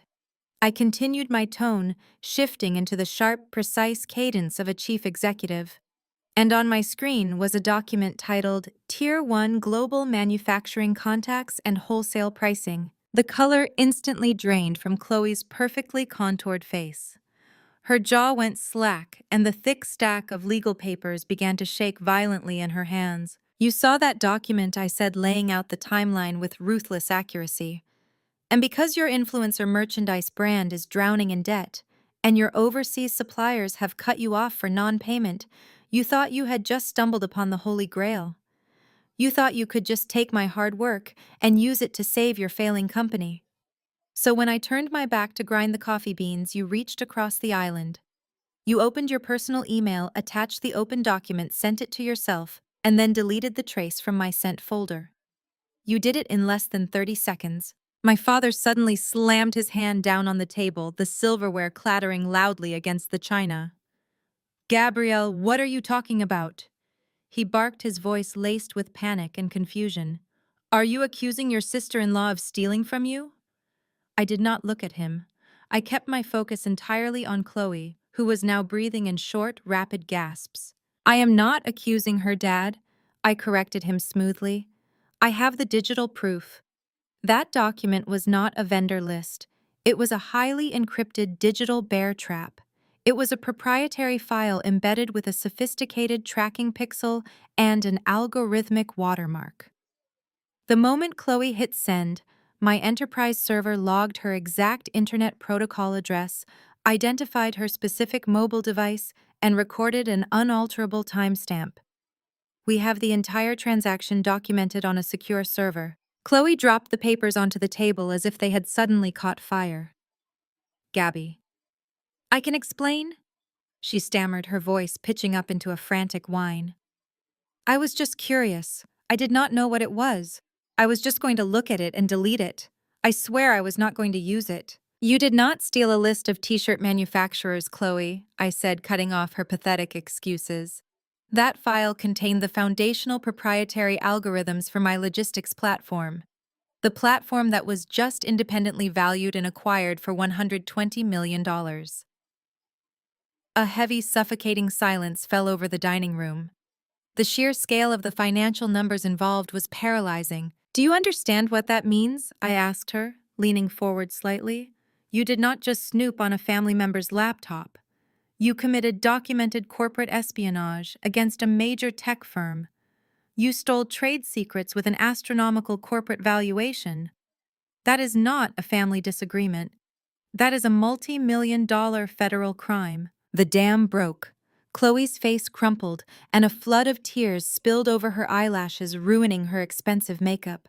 She began to sob loudly, the sound echoing off the crown molding of the dining room. She immediately defaulted to the only defense mechanism she had ever known. She weaponized her tears, crying hysterically and looking desperately around the table for a savior. Andre, she wailed, grabbing his velvet jacket and shaking his arm. Andre, tell her to stop. Make her take it back. I am going to go to jail. Please, you have to fix this. You are a wealth manager. Call your lawyers. Do something. But Andre did not look at her. He just stared blankly at his plate, entirely, completely hollowed out. He could not afford a lawyer to defend a traffic ticket right now, let alone fight a massive corporate legal team in a federal espionage case. He remained completely silent, leaving his wife drowning in her own consequences. Chloe turned her tear-streaked face toward my parents. Yvonne, Richard, please. She begged, her voice breaking. You have to talk to her. We are family. She cannot do this to me. I am your daughter-in-law. My father puffed up his chest, trying to summon the arrogant authority he had wielded over me for 35 years. He glared at me across the table. Gabrielle, this has gone far enough, he commanded, though his voice lacked its usual booming confidence. This is a family matter. You are going to call these lawyers of yours right now and tell them to drop this ridiculous lawsuit. You will not drag this family's name through the mud over a misunderstanding. I looked at my father, feeling absolutely nothing but a cold, clinical detachment. I am afraid I cannot do that, Dad, I said calmly. Because I do not own the company anymore. I sold it. The proprietary algorithms Chloe stole now belong to a massive publicly traded holding corporation, and their board of directors does not care about our family dinners. I looked back at Chloe, who was now weeping uncontrollably into her white linen napkin. They have already filed the initial paperwork with the federal courts, I informed her. Your bank accounts will likely be frozen by the end of the week pending the investigation. I suggest you take that diamond bracelet off and sell it. You are going to need the cash for a very good criminal defense attorney. Chloe let out a loud, devastated wail and buried her face in her hands. The golden couple was officially broken. The illusion of her perfect influencer lifestyle had been violently shattered, replaced by the terrifying reality of federal indictments and public disgrace. I sat back in my chair, entirely unbothered by her dramatic sobbing. I had delivered the first envelope. I looked at the 2 remaining manila folders resting beside my glass. The appetizer was finished. It was time for the main course. I reached out and picked up the second envelope, turning my eyes slowly toward the man sitting on my right. I turned my attention away from Chloe, who was now hyperventilating into her napkin, and picked up the second heavy manila envelope. I slid it across the mahogany table. It stopped precisely in front of Andre. He did not reach for it. He sat completely paralyzed, his hands gripping the armrests of his velvet chair so tightly that his knuckles were stark white. He stared at the thick package as if it were a venomous snake preparing to strike. "Open it, Andre," I commanded, my voice stripping away the last remnants of his older brother authority. He swallowed hard, his Adam's apple bobbing in his throat. "Gabby, please." He whispered, the sound so pathetic and small it barely reached across the table. "Let us just talk about this in private. This is not the time or the place." I leaned forward, resting my forearms on the table. "You did not want to talk in private when you tried to humiliate me at a restaurant in front of your wife. You did not want to talk in private when you came to my office and tried to bully me into guaranteeing your debt. Open the envelope." My father, still reeling from the revelation of my wealth and Chloe's criminal exposure, slammed his fist on the table again. "What is going on here?" he demanded, his face flushing a deep, angry red. "Andre, what is in that envelope? What did you do?" Andre squeezed his eyes shut, refusing to touch the paper. Since he seemed incapable of moving, I decided to narrate the contents for the entire table. "Inside that envelope is a comprehensive forensic accounting report." I began, addressing my parents while keeping my eyes fixed on my brother. "When Andre came begging to my office last week for a $200,000 business loan, I had my lead corporate auditor tear his financial disclosures apart. You see, Andre has been telling everyone that his money is tied up in an international crypto portfolio. He has been telling you that he is closing a massive commercial real estate deal. None of that is true." Andre shook his head frantically. The market shifted. He stammered, his voice cracking. "It was a temporary liquidity gap. You do not understand how these high-yield investments work, Dad. I was hedging against inflation and the offshore accounts got frozen. It is just a minor cash flow issue." "It is not a cash flow issue," I shot back, slicing through his desperate lies. "You have zero assets. You have maxed out every personal credit line. You have to pay the minimum balances on your corporate cards. The Range Rover sitting in the driveway has not been paid for in 3 months and is currently out for repossession. Your country club membership is suspended. You are completely and utterly insolvent." My mother gasped, clutching her chest. "Andre, is this true?" she asked, her voice trembling with disbelief. "It gets worse, Mom," I said smoothly. "Because when Andre ran out of his own credit, he decided to use yours." My father scowled, confusion warring with his rising panic. "What are you talking about? He has no access to our credit. 2 years ago, Andre set up a blind shell company registered in Delaware." I explained, laying out the exact timeline Carter had uncovered. "He used that shell company to take out an $800,000 equity line of credit. But he did not use his fake investments as collateral. He used this house." The dining room fell dead silent.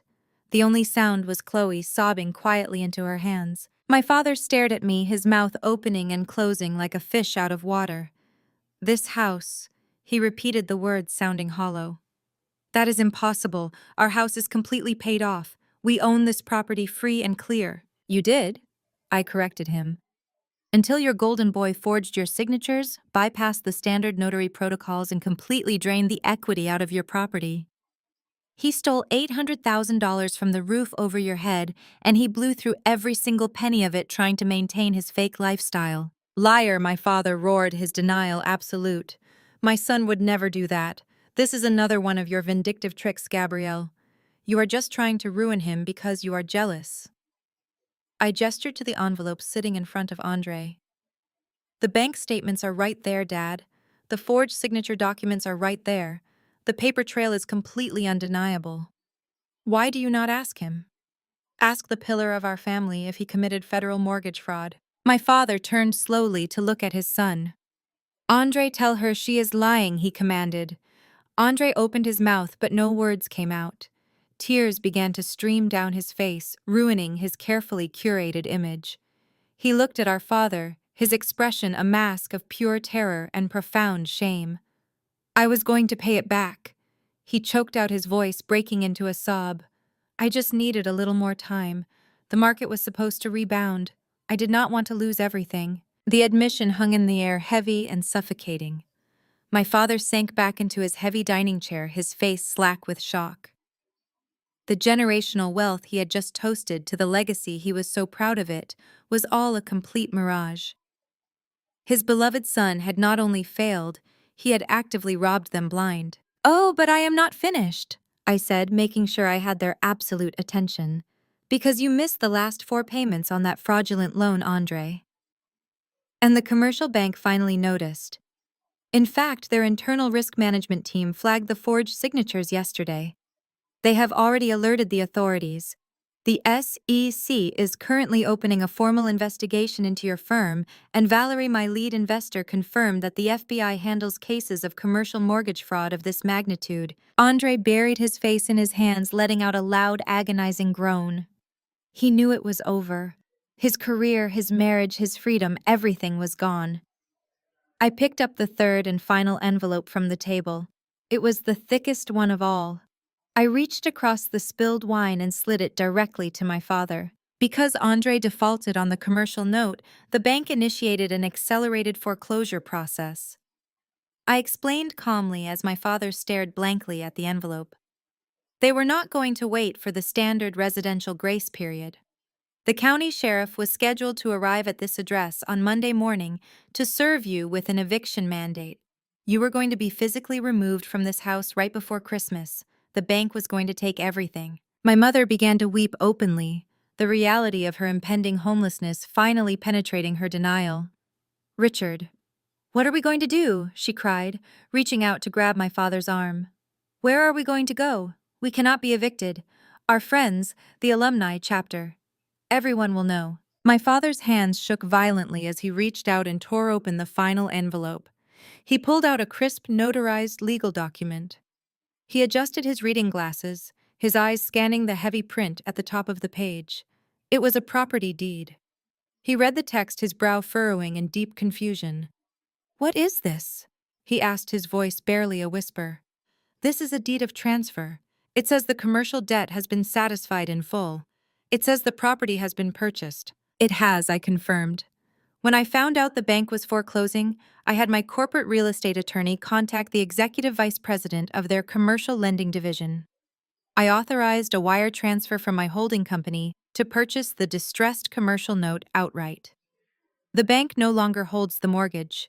They have completely signed over the title." My father looked up from the paper, a massive wave of relief washing over his face. The aggressive, arrogant patriarch instantly returned. He let out a loud, booming laugh, tossing the deed onto the table. "I knew it," he declared, wiping a bead of sweat from his forehead. "I knew you would not let this family fall. You bought the house. You paid off the debt with your new money. You see, Yvonne, she finally stepped up and fulfilled her obligation to this family." He looked at me with an expression that was supposed to be pride, but looked exactly like entitlement. "Well, Gabrielle, I suppose I should thank you. You did the right thing. You saved our home. Now you need to contact your lawyers on Monday and have this deed transferred back into my name immediately so we can put this whole ugly mess behind us." I stared at him, genuinely marveling at the boundless depths of his audacity. He had spent his entire life treating me like garbage. He had just spent the last hour mocking my career, handing me a $25 gift card, and telling me I was a worthless disappointment. And now, seconds after realizing I had $120 million, he was demanding I give him a house. I reached down and picked up my designer handbag. I stood up slowly from my chair, pushing it back so it scraped loudly against the hardwood floor. I smoothed the front of my tailored black suit and looked down at my father. "You misunderstood the document, Dad," I said, my voice dropping to a temperature that could freeze water. "I did not pay off your debt. I bought the debt, and I bought the title." My father froze, the arrogant smile melting off his face. "What are you talking about? You are our daughter. You have more than enough money to give us this house. You will sign this deed back over to me immediately. A daughter does not disrespect her family like this." I walked over to the coat rack in the corner of the room and slipped my arms into my heavy wool coat. I adjusted the collar, feeling the satisfying weight of my absolute freedom settling over my shoulders. I looked at the four of them sitting in the ruins of their fake empire. Chloe crying over her impending federal lawsuit. Andre facing years in federal prison for fraud.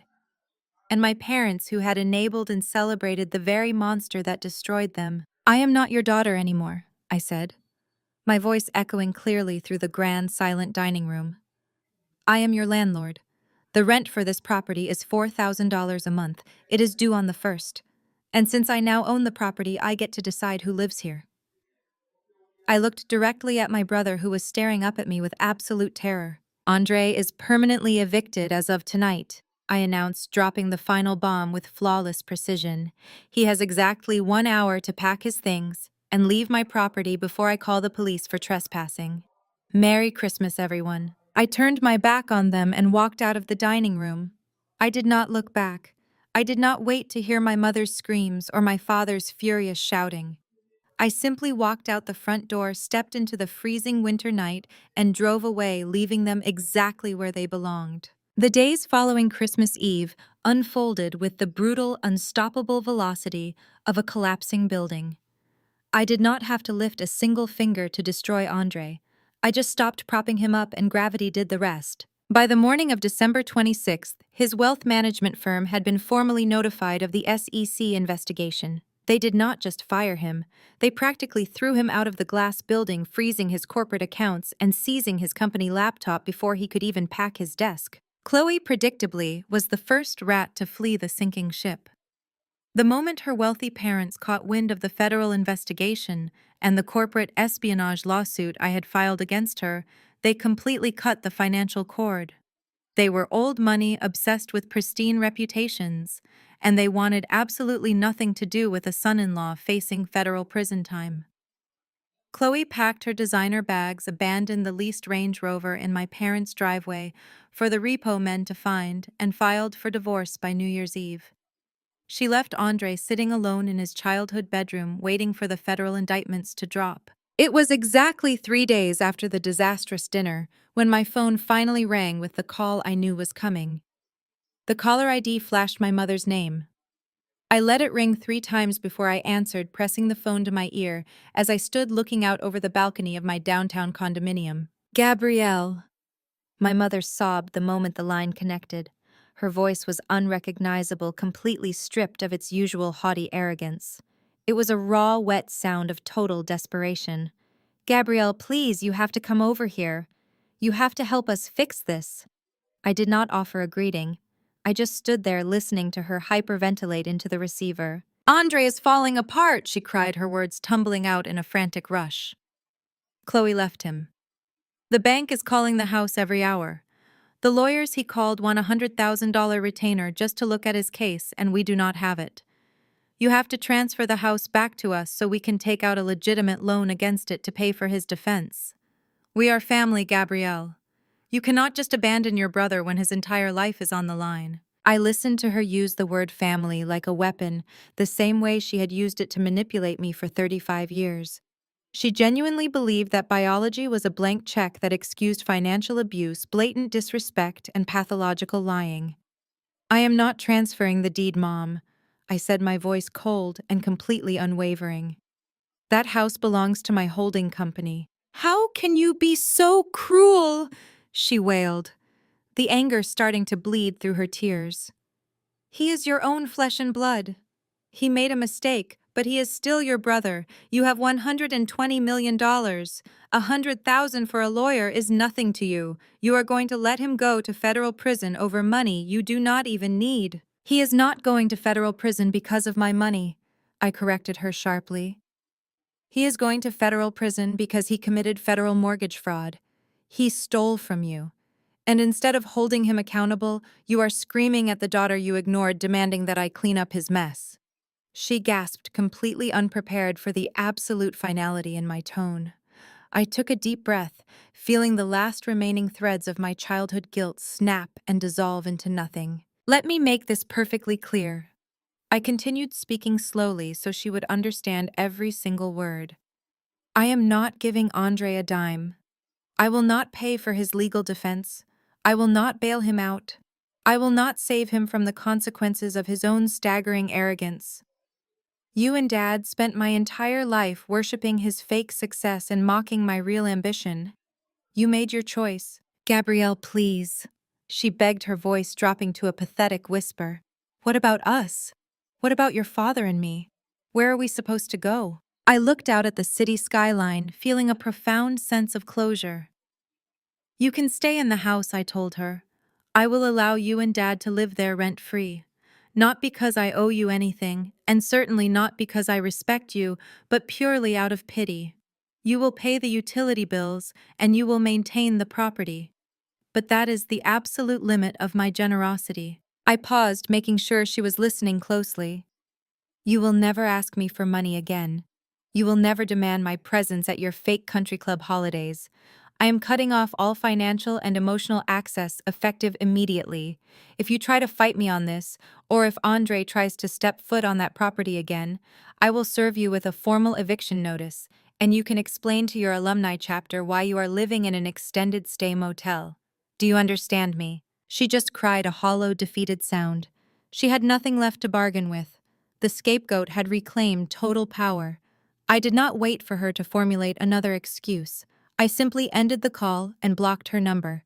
Fast forward 1 week later. It was New Year's Eve, and the freezing gray skies of Atlanta were thousands of miles away. I was standing on the teak deck of a massive 3-story chartered yacht anchored just off the coast of St. Bart's. The Caribbean sun was setting, painting the horizon in brilliant streaks of violet and burnt orange. The warm tropical breeze pulled at the hem of my white silk dress.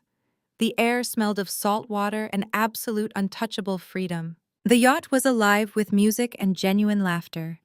Valerie was standing a few feet away, wearing a chic linen suit, holding court with a group of my top engineers and software developers.